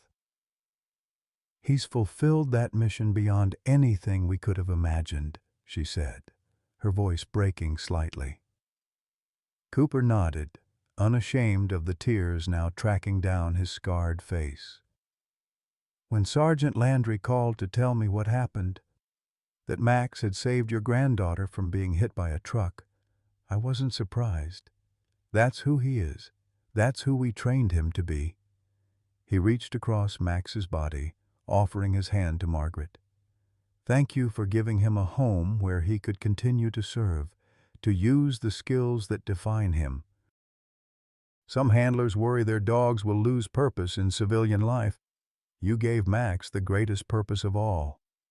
Margaret took his offered hand. This stranger who was nonetheless connected to her through bonds of service, sacrifice, and a shared love for the injured shepherd between them. I'm the one who should be thanking you, Sergeant Cooper. Without Max, I would have lost Emma too. After losing Robert, after losing my son and daughter-in-law, I don't think I could have survived that. A soft knock at the door interrupted their moment of connection. Frank stood aside to allow Dr. Patel to enter, her expression professionally composed, but with an undercurrent of concern. Mrs. Wilson, Sergeant Cooper, I'm sorry to interrupt, but I've just reviewed Max's latest tests. She approached the bed, tablet in hand. The internal bleeding we thought we'd controlled has resumed. His blood pressure is dropping and the ultrasound shows fluid accumulating around his lungs again. Margaret's heart seemed to stop in her chest. What does that mean? Can you operate again? Dr. Patel's hesitation spoke volumes. We could attempt another surgery, but given his age and the trauma his body has already sustained, the risks are significant. Even if successful, the recovery would be extraordinarily difficult. Cooper's hand tightened on Max's fur. What are his chances without additional surgery? The veterinarian met his gaze directly, offering the respect of honesty. Without intervention, the internal bleeding will continue. He'll grow weaker, and eventually his organs will begin to fail. I'd estimate he has perhaps 48 hours, maybe less. The clinical assessment landed like a physical blow. Margaret looked down at Max, who seemed peaceful despite the dire prognosis, his eyes alert as they moved between the humans discussing his fate. And with surgery? Cooper pressed. Perhaps a 30% chance of survival, Dr. Patel admitted. And even then, his quality of life would be compromised. Multiple surgeries in short succession placed tremendous stress on the body. He would likely never regain full mobility. The room fell silent as the implications settled over them. Max had given everything to save Emma, exactly as he'd been trained, exactly as Robert had intended when he arranged for the shepherd to join their family. Now they faced an impossible decision about his future. "This isn't just a medical decision," Dr. Patel said gently. "It's also about dignity, about quality of life versus quantity. Max has served nobly, both in combat and in your home, Mrs. Wilson. Sometimes the most loving choice is also the most difficult one." Cooper's jaw tightened, his military discipline visibly at war with his emotional connection to his former partner. "He deserves every chance," he said, voice rough with suppressed emotion. "Even if that chance means more suffering?" Frank spoke from the doorway, his expression somber but kind. "I've seen too many animals kept alive past the point of dignity because humans couldn't let go. Sometimes the final act of love is release." Margaret felt tears streaming down her face as she stroked Max's fur. The shepherd looked up at her with complete trust, the same expression he'd worn every day since Robert had brought him home. He had fulfilled his purpose, protected their family even at the cost of his own safety. What did they owe him in return? "I can't make this decision alone," she whispered, looking between Cooper, Frank, and Dr. Patel. "He belongs to all of us, in different ways." Cooper nodded slowly, his initial resistance giving way to painful acceptance. "In the field, we had a code. We never left a partner to suffer if recovery wasn't possible. We promised each other, and our dogs, that much dignity, at least." As they sat in shared grief, considering the impossible choice before them, the door opened again to reveal Daniel Carver with a sleepy-eyed Emma in his arms. The toddler had clearly just woken from her nap, her blonde curls tousled, her favorite stuffed animal clutched tightly in one hand. "I'm sorry," Daniel said quietly. "She woke up asking for Max. I thought maybe seeing him would help her understand why he's not at home." Emma's eyes widened as she spotted the shepherd on his bed. "Max!" she exclaimed, wiggling to be put down. Daniel hesitated, looking to Margaret for guidance. "It's all right," she said, wiping away her tears and composing herself for her granddaughter's sake. "Bring her here. Max would want to see her." Daniel carefully brought Emma to the bedside, keeping a supportive arm around her as she leaned forward to examine her canine protector. "Max owie?" she asked, pointing to the bandages and cast. "Yes, sweetheart," Margaret confirmed. "Max has some very serious owies from saving you from the truck." Emma's face scrunched in concentration as she processed this information. Then, with the simple logic of early childhood, she leaned closer and planted a gentle kiss on Max's muzzle. "Kiss make better," she declared confidently. Max's tail thumped weakly against the bed, once, twice, 3 times, his eyes fixed on Emma with the same protective devotion he'd always shown. Even now, injured and failing, his priority remained clear. Cooper watched the interaction, a new emotion crossing his scarred features, something like acceptance mixed with profound respect. "He completed his mission," he said softly. "Protected his charge, just like we trained him to do." Margaret nodded, the decision crystallizing in her heart despite its unbearable weight. "And now we need to complete ours." To protect him from further suffering, Dr. Patel stepped forward. "If that's your decision, we can make him comfortable. You can stay with him until the end. It would be peaceful. No more pain, no more struggle." Emma, uncomprehending of the adult's somber tones, continued to stroke Max's fur with gentle fingers. "Good boy, Max," she said, repeating the phrase Margaret used countless times each day. "Good, brave boy." The shepherd's eyes began to drift closed, then opened again with effort, as if fighting to maintain his vigilance even now. The monitors tracking his vital signs showed his weakening condition, the internal bleeding slowly but inexorably claiming his strength. "I think," Margaret said, her voice steady despite the breaking of her heart, "that Max has earned his rest. He's completed his mission with honor. Robert would say it's time to let him stand down." Cooper reached across the bed, taking Margaret's hand in his. "It's the right decision. The hardest one, but the right one." As Dr. Patel quietly prepared what would be needed, Margaret gathered Emma into her lap, knowing the toddler would not understand what was happening, but feeling instinctively that Max would want her there, would want to see his charge safe and protected as he closed his eyes for the final time. "Max saved me," Emma repeated, her small fingers still gently stroking the shepherd's fur. "Brave Max." "Yes," Margaret whispered, holding her granddaughter close. "The bravest Max there ever was." 3 weeks after they said goodbye to Max, Margaret sat on her front porch swing, watching Emma chase butterflies across the lawn. The late spring sunshine painted everything in warm, golden light, a stark contrast to the hollow ache that still resided in Margaret's chest.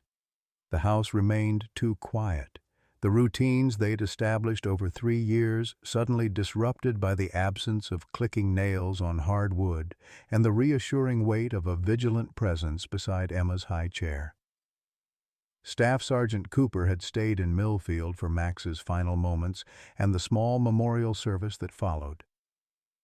Despite his own physical limitations, he had insisted on helping dig the grave in Margaret's backyard under the maple tree where Max had often dozed on summer afternoons.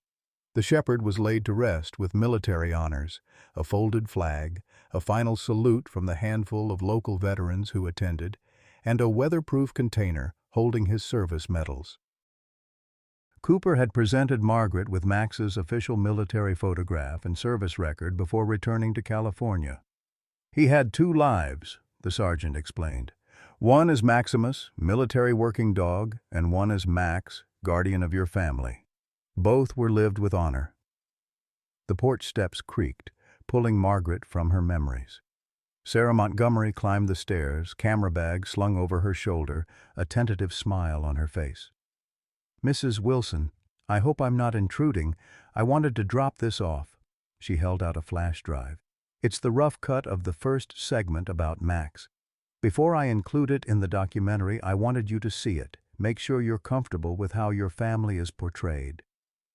In the days following Max's death, Margaret had finally agreed to Sarah's documentary proposal. The outpouring of community support, the connections that had formed between seemingly disparate parts of her life, convinced her that sharing their story might help others. As Robert would have said, if our struggle can light someone else's path, we have a duty to share it. "Thank you, dear. Would you like some iced tea while I watch it?" Margaret gestured to the empty seat beside her on the porch swing. "Emma will be thrilled to see you. She's been asking about the lady with the camera." Sarah settled on the swing, setting her camera bag carefully on the porch floor. "How are you holding up? It's been quite a month for you." Margaret watched Emma twirl in circles until she got dizzy and plopped down on the grass, giggling. "We have our good days and our bad. Emma still asks for Max every morning. She's too young to fully understand, but she knows he's gone." "And the bank situation? Has that been resolved?" "Mr. Thornton was true to his word.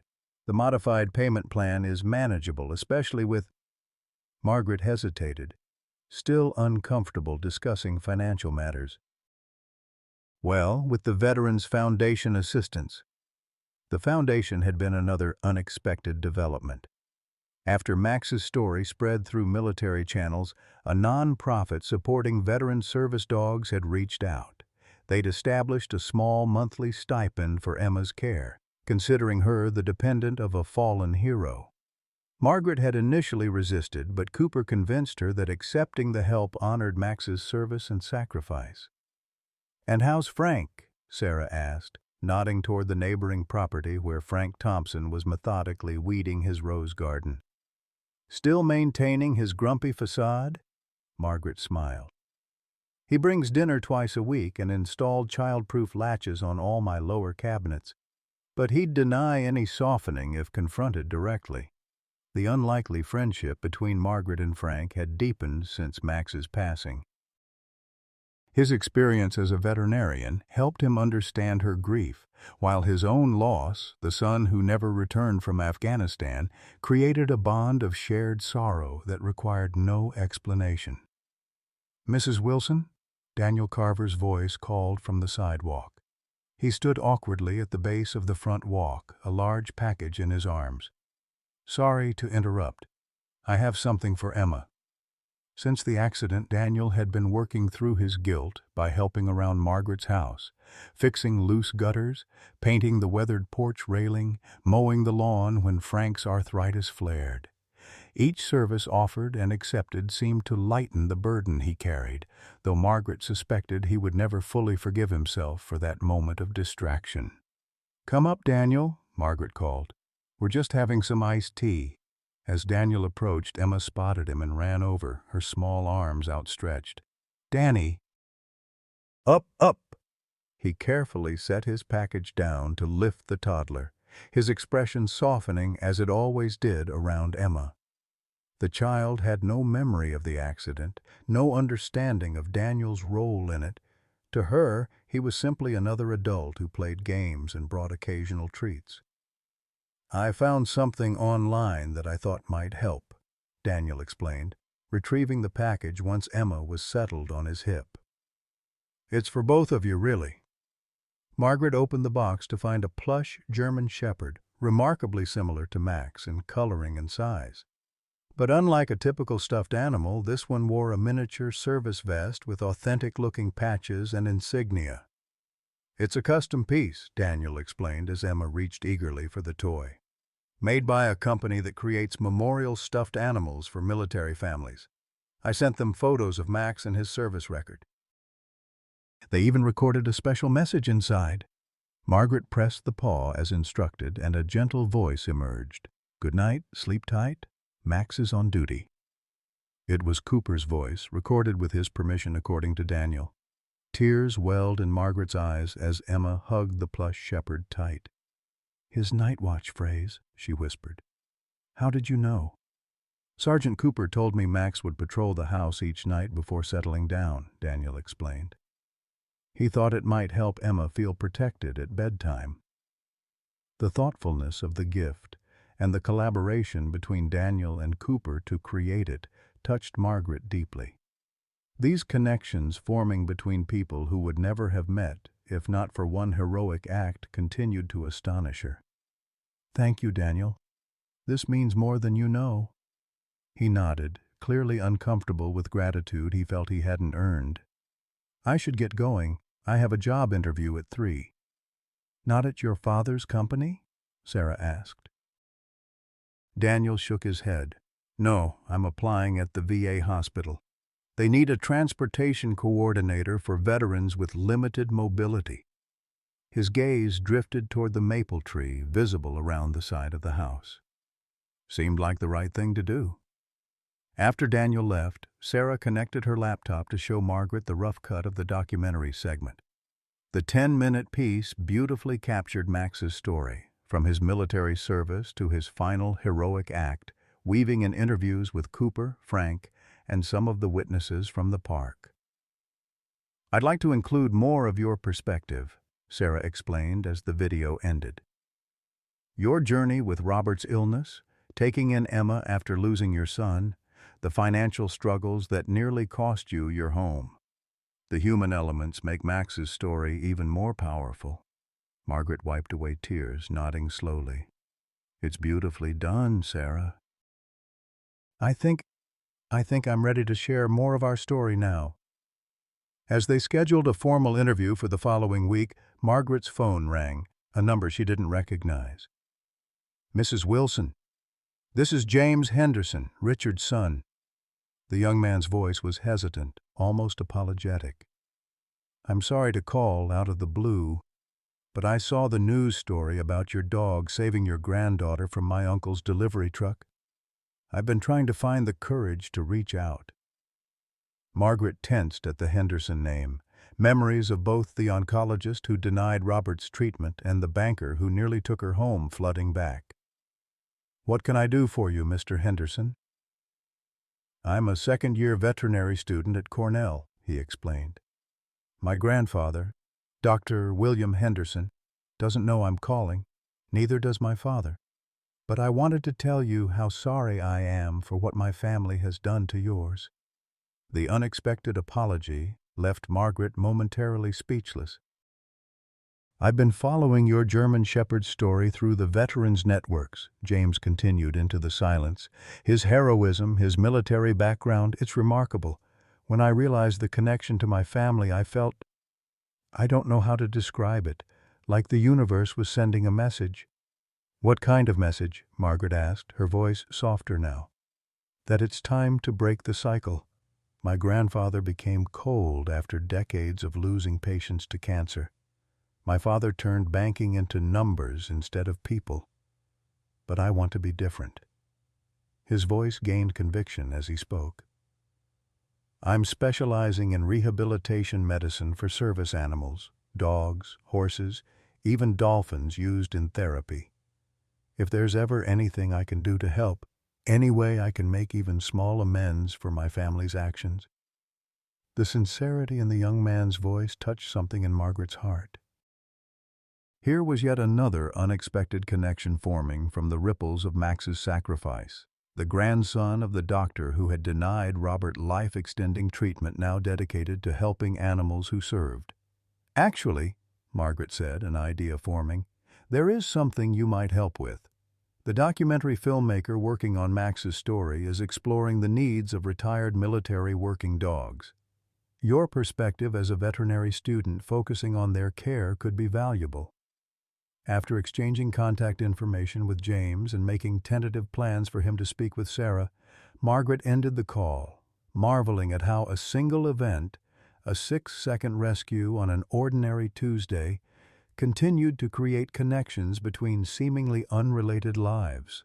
Sarah, who had overheard Margaret's side of the conversation, looked intrigued. "The plot thickens. Was that really Dr. Henderson's grandson?" Margaret nodded, watching Emma play contentedly with her new plush companion. "Life has a way of creating patterns we can't possibly foresee. Robert used to say that no act of kindness is ever wasted. It just might take time to see where it leads." Later that evening, after Emma was tucked into bed with her new stuffed Max standing guard on the pillow beside her, Margaret sat at her kitchen table sorting through a box of Robert's papers. In the week since the accident, she'd been gradually organizing his belongings, a task she'd avoided during the 3 years since his death. Among medical records and insurance denials, she found a sealed envelope with her name written in Robert's increasingly shaky handwriting from his final days.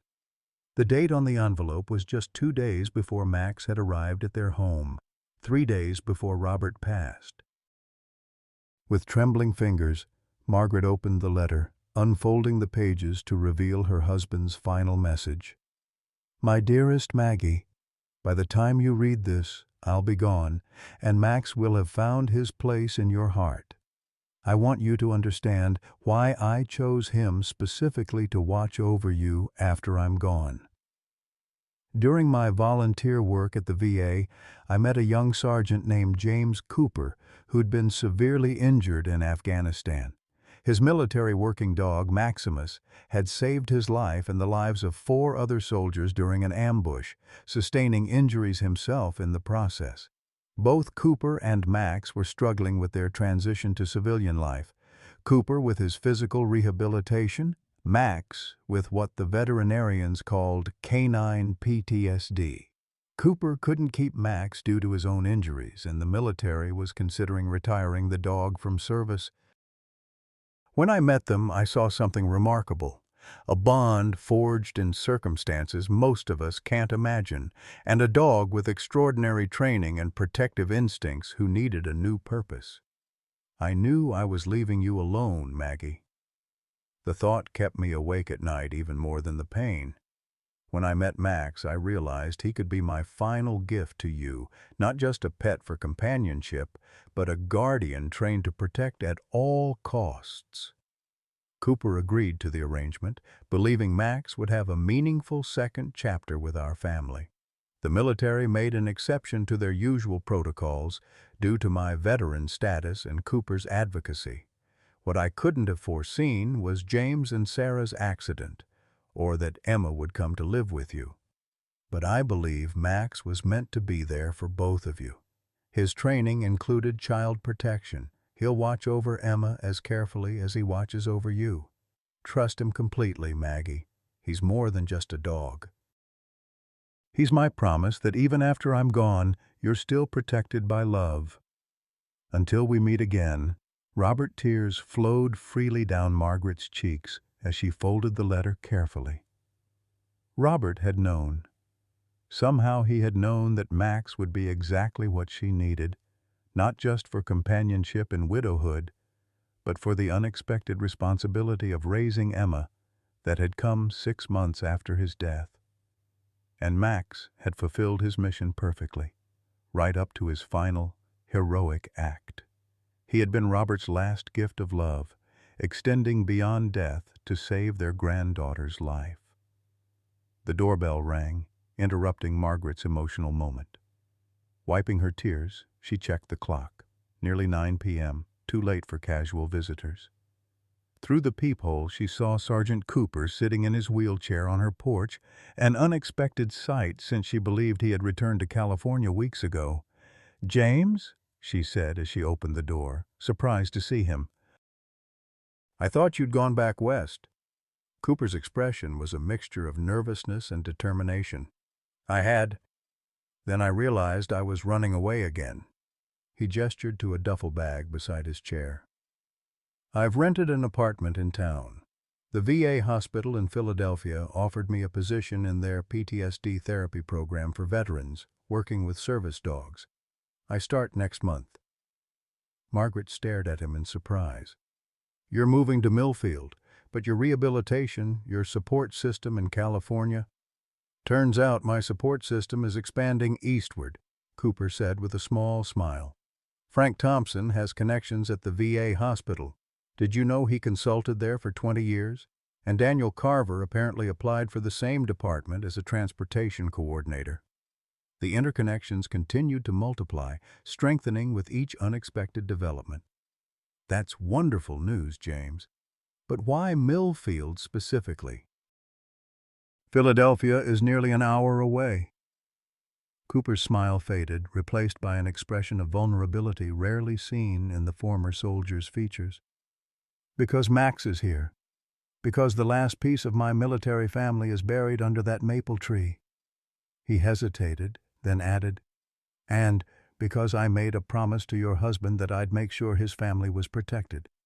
When I left after the memorial service, I realized I was breaking that promise."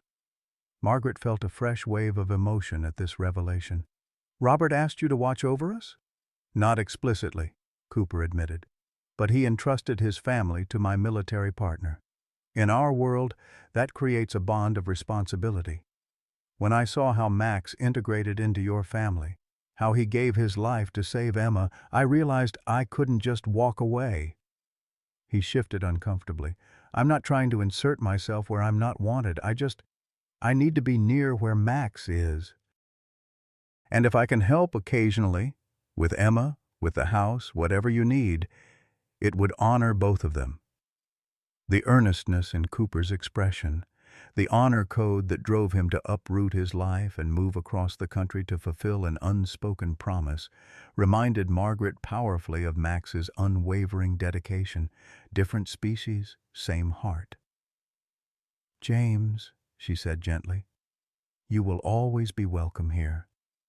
Max would want you close by, and so would Robert."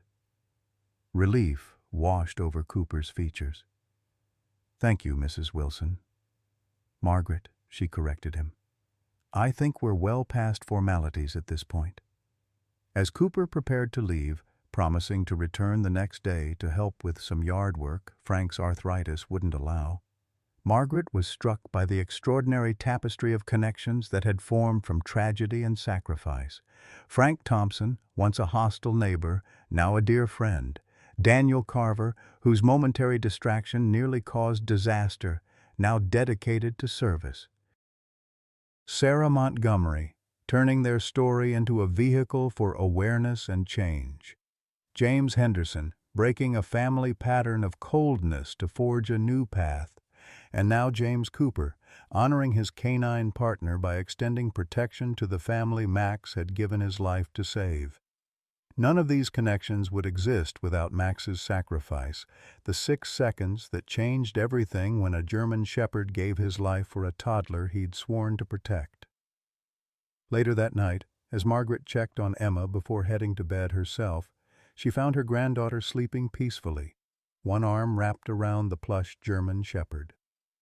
The stuffed animal's placement, between Emma and the bedroom door, mirrored exactly how Max had positioned himself every night since the child came to live with them. "Good night, brave Max," Margaret whispered, touching the toy's soft ear. "Wherever you are, I hope you know your mission continues." You not only saved Emma that day, you created a guardian circle around us that grows stronger every day. As she turned to leave, the plush dog's recorded message activated softly. "Good night, sleep tight. Max is on duty." And somehow, despite the emptiness of the hallway where a loyal shepherd had once patrolled, Margaret felt that in some way he truly was. 6 months after the accident, Margaret stood in her front yard, watching as strangers and friends alike arrived for what had become an unexpected community event. A simple granite marker had been installed beneath the maple tree where Max was buried, its installation the culmination of efforts by people whose lives had been touched by the German shepherd's final act of heroism. The stone read, "Max, military working dog, protector, hero, friend. He gave everything for those he loved." Emma, now 2 years old, sat on Cooper's lap in his wheelchair, solemnly holding a small bouquet of flowers she had picked from Frank's garden with his gruff but loving permission. Her vocabulary had expanded dramatically in recent months, but she still mentioned "brave Max" daily, still patted the granite marker each morning as Margaret walked her around the yard, still slept with the plush German shepherd standing guard on her pillow. Sarah Montgomery moved among the gathering with her camera, documenting the occasion for the documentary that had expanded far beyond its original scope. What had begun as a simple story about a heroic dog had evolved into an exploration of community, connection, and the ripple effects of sacrifice. The film, titled 6 Seconds, The Legacy of a Hero Dog, was scheduled to premiere at a veterans benefit in Philadelphia the following month. "Are you ready for this?" Frank asked quietly, appearing at Margaret's side. In the months since Max's death, her friendship with the once curmudgeonly neighbor had deepened into something neither had expected. A comfortable companionship built on shared grief and growing affection. "As ready as I'll ever be," Margaret replied, smoothing her dress nervously. "I never imagined Max's story would touch so many people." Indeed, the modest memorial had attracted an astonishing array of attendees. Veterans from 3 states had arrived in formal dress uniforms, many with service dogs at their sides. Military working dog handlers had traveled from as far as California and Texas. The local community had turned out in force. Neighbors, former students, even Mr. Thornton from the bank. Daniel Carver stood awkwardly at the edge of the gathering, his father beside him. Their relationship still strained but slowly healing as Daniel found his own path at the VA hospital. Richard Henderson was notably absent, though his son James, the veterinary student, had arrived early to help set up chairs for elderly attendees. Most surprisingly, a black SUV with government plates had arrived that morning, delivering a small delegation from the Pentagon's working dog program. Their presence lent an official gravity to the proceedings that both honored Max's military service and elevated the awareness of service dogs' continued needs after retirement. Mrs. Wilson? A uniformed officer approached, his bearing formal but his expression kind. I'm Colonel Davis, director of the Military Working Dog Program. It's an honor to meet you. Margaret accepted his outstretched hand, acutely aware of her humble circumstances compared to his official position. The honor is mine, Colonel. Thank you for coming all this way for Max's memorial. Your dog's story has made quite an impact within our program, the Colonel explained. It's highlighting issues we've been trying to address for years: the transition of military working dogs to civilian life, the ongoing needs of handlers and their canine partners, the importance of recognizing these animals as true veterans rather than equipment. Sarah had appeared at Margaret's side, camera discreetly recording. Colonel, would you mind elaborating on how Max's story is influencing policy? The officer nodded, clearly comfortable with the documentation. The Max Act is currently working its way through congressional committees. If passed, it would guarantee medical care for retired military working dogs, create a structured adoption program prioritizing former handlers, and establish a support network for families who adopt these exceptional animals. He turned back to Margaret. Your testimony before the Congressional Subcommittee last month was extraordinarily powerful, Mrs. Wilson. The trip to Washington had been daunting for a 73-year-old woman who rarely traveled, but Cooper and Sarah had accompanied her, providing both practical and emotional support as she shared Max's story with lawmakers. The response had been unexpectedly bipartisan, with representatives from both parties moved by the account of a war hero's final act of sacrifice. I only spoke the truth, Margaret said simply. Max deserved better support in his retirement. All these dogs do. She gestured toward the service animals present, each wearing formal vests identifying their military backgrounds. As the memorial service began, Margaret took her place beside Emma and Cooper in the front row. Frank sat on her other side, his weathered hand finding hers when emotion threatened to overwhelm her. The ceremony combined military honors with personal tributes. Cooper speaking of Max's combat service, Daniel recounting the rescue with painful honesty, Margaret herself sharing how Max had filled the emptiness after Robert's death and become Emma's most devoted guardian. When the formal presentations concluded, a bugler played taps, the mournful notes floating across the yard as veterans saluted and civilians placed hands over hearts. Emma, not understanding the solemnity but sensing its importance, sat perfectly still in Cooper's lap, her small hand patting his when tears tracked down his scarred face. After the ceremony, as attendees mingled and shared stories, Margaret found herself approached by a slender woman in her 40s whom she didn't recognize. Mrs. Wilson, I'm Laura Carver, Daniel's mother. The woman's resemblance to her son was evident in her eyes and tentative smile. I wanted to thank you personally for your forgiveness toward Daniel. It's changed him, changed our whole family, really. Margaret studied the woman who had raised the young man whose distracted driving had nearly killed Emma. He's worked hard to make amends, she acknowledged. The person he is now would never make that same mistake. Laura nodded, blinking back tears. After the accident, when he came home and told us what happened, what could have happened, my husband was more concerned about insurance rates and the company's reputation than the fact that a child nearly died. She twisted her wedding ring nervously. It forced us to confront some uncomfortable truths about our priorities. Daniel standing up to his father, to Richard Henderson at the bank on your behalf. It was the first time I'd seen him assert his own moral compass instead of following the family line. Before Margaret could respond, Emma came toddling over, the plush German shepherd clutched in her arms. Gamma? Max? Hungry? Margaret smiled apologetically at Laura. Duty calls, but thank you for coming today. It means a great deal. As the afternoon progressed, Margaret observed the unexpected community that had formed around Max's memory. Cooper deep in conversation with Frank about the VA hospital's needs, Daniel showing Emma how to make a paper airplane while his mother watched with evident pride.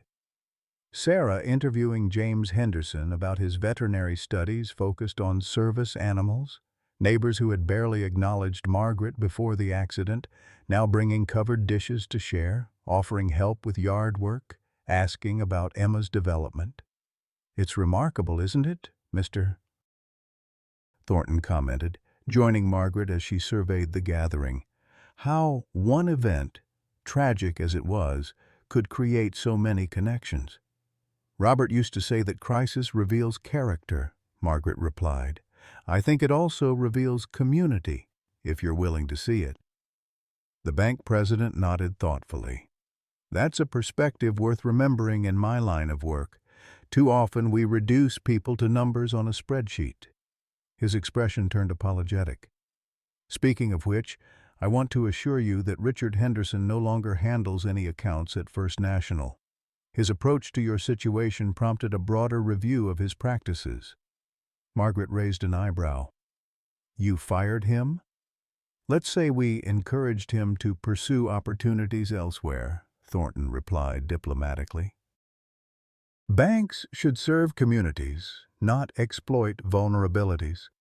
As the gathering began to disperse with the fading afternoon light, Colonel Davis approached Margaret once more, this time with a small wooden box in his hands.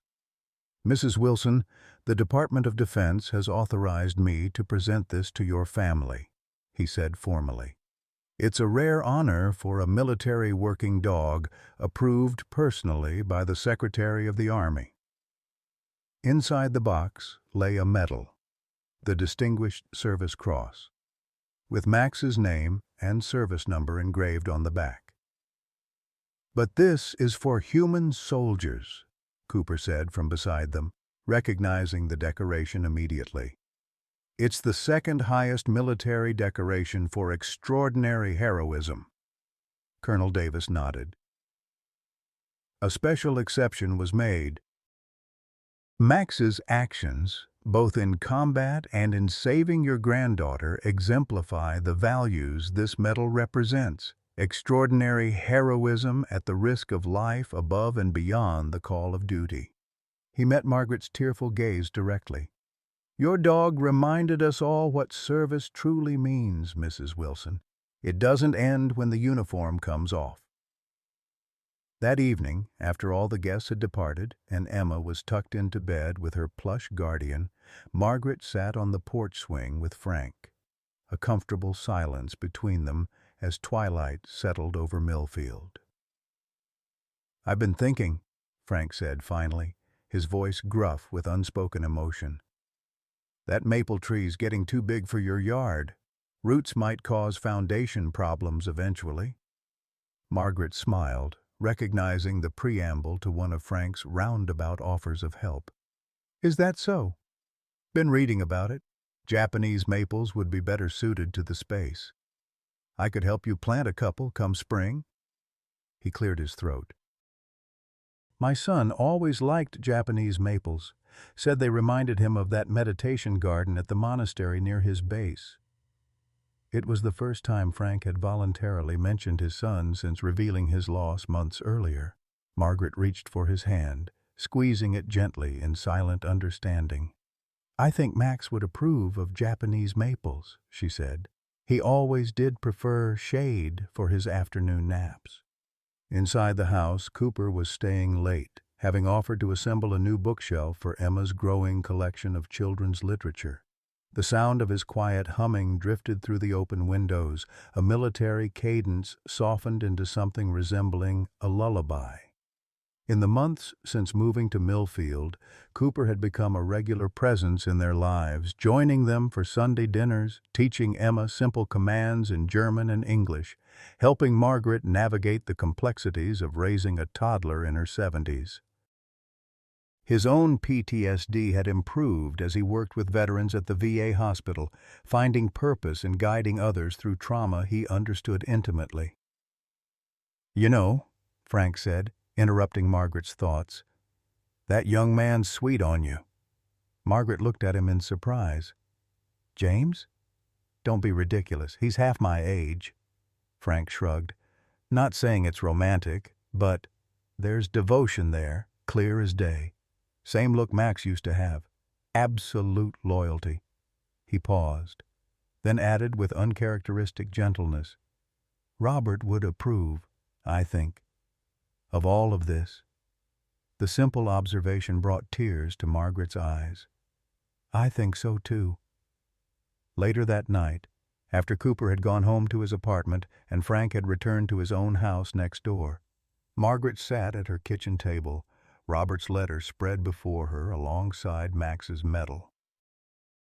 The juxtaposition, her husband's final written words, and the tangible recognition of their dog's heroism created a perfect circle of intention and outcome. Robert had chosen Max to protect his family after he was gone. Max had fulfilled that mission with the ultimate sacrifice. And now, that sacrifice had created a network of protection and support more extensive than either Robert or Margaret could have imagined. Cooper's steadfast presence, Frank's gruff affection, the community's embracing arms, even institutional changes that would help other service dogs in their families. As Margaret prepared for bed, she paused in Emma's doorway, watching her granddaughter sleep peacefully, the plush German shepherd standing guard on the pillow. The real Max was gone, but his legacy lived on, in the child he had saved, in the legislation bearing his name, in the documentary that would share his story with thousands, and in the community that had formed around his final act of heroism. Mission accomplished, Max, Margaret whispered into the darkness. Robert would be so proud. From Emma's pillow, the plush dog's recorded message activated softly in response to her voice. Good night, sleep tight. Max is on duty. And in a house once threatened by foreclosure, in a life once shadowed by loss, in a community once defined by distance rather than connection, Margaret Wilson felt the truth of those words more deeply than ever before. Max's physical presence was gone, but his protection remained, transformed into something larger, stronger and more enduring than even Robert could have foreseen when he brought a retired military working dog home to watch over his beloved wife. 6 seconds had changed everything.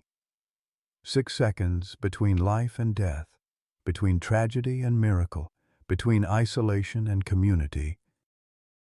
In those 6 seconds, a German shepherd with a warrior's heart had not only saved a child's life, but had created ripples of connection, compassion, and change that would continue long after his own journey had ended.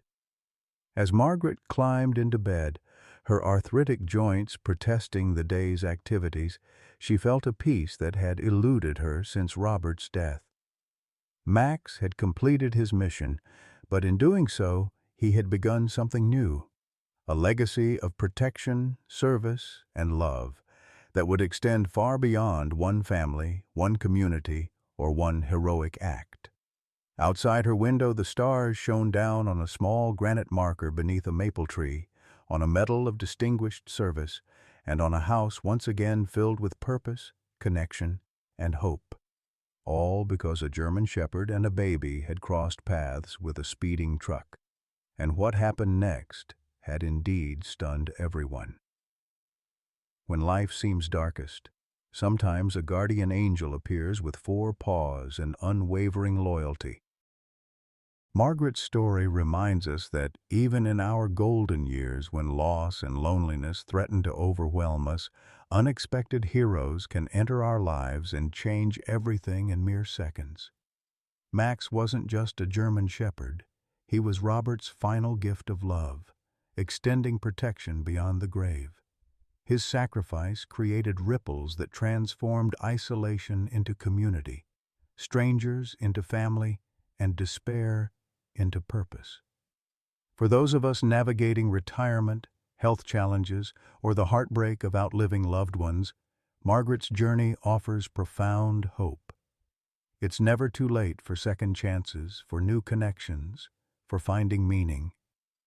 The families we build in our later years, whether through blood, friendship, or chance encounters during life's most desperate moments, can be just as powerful as those we formed in youth.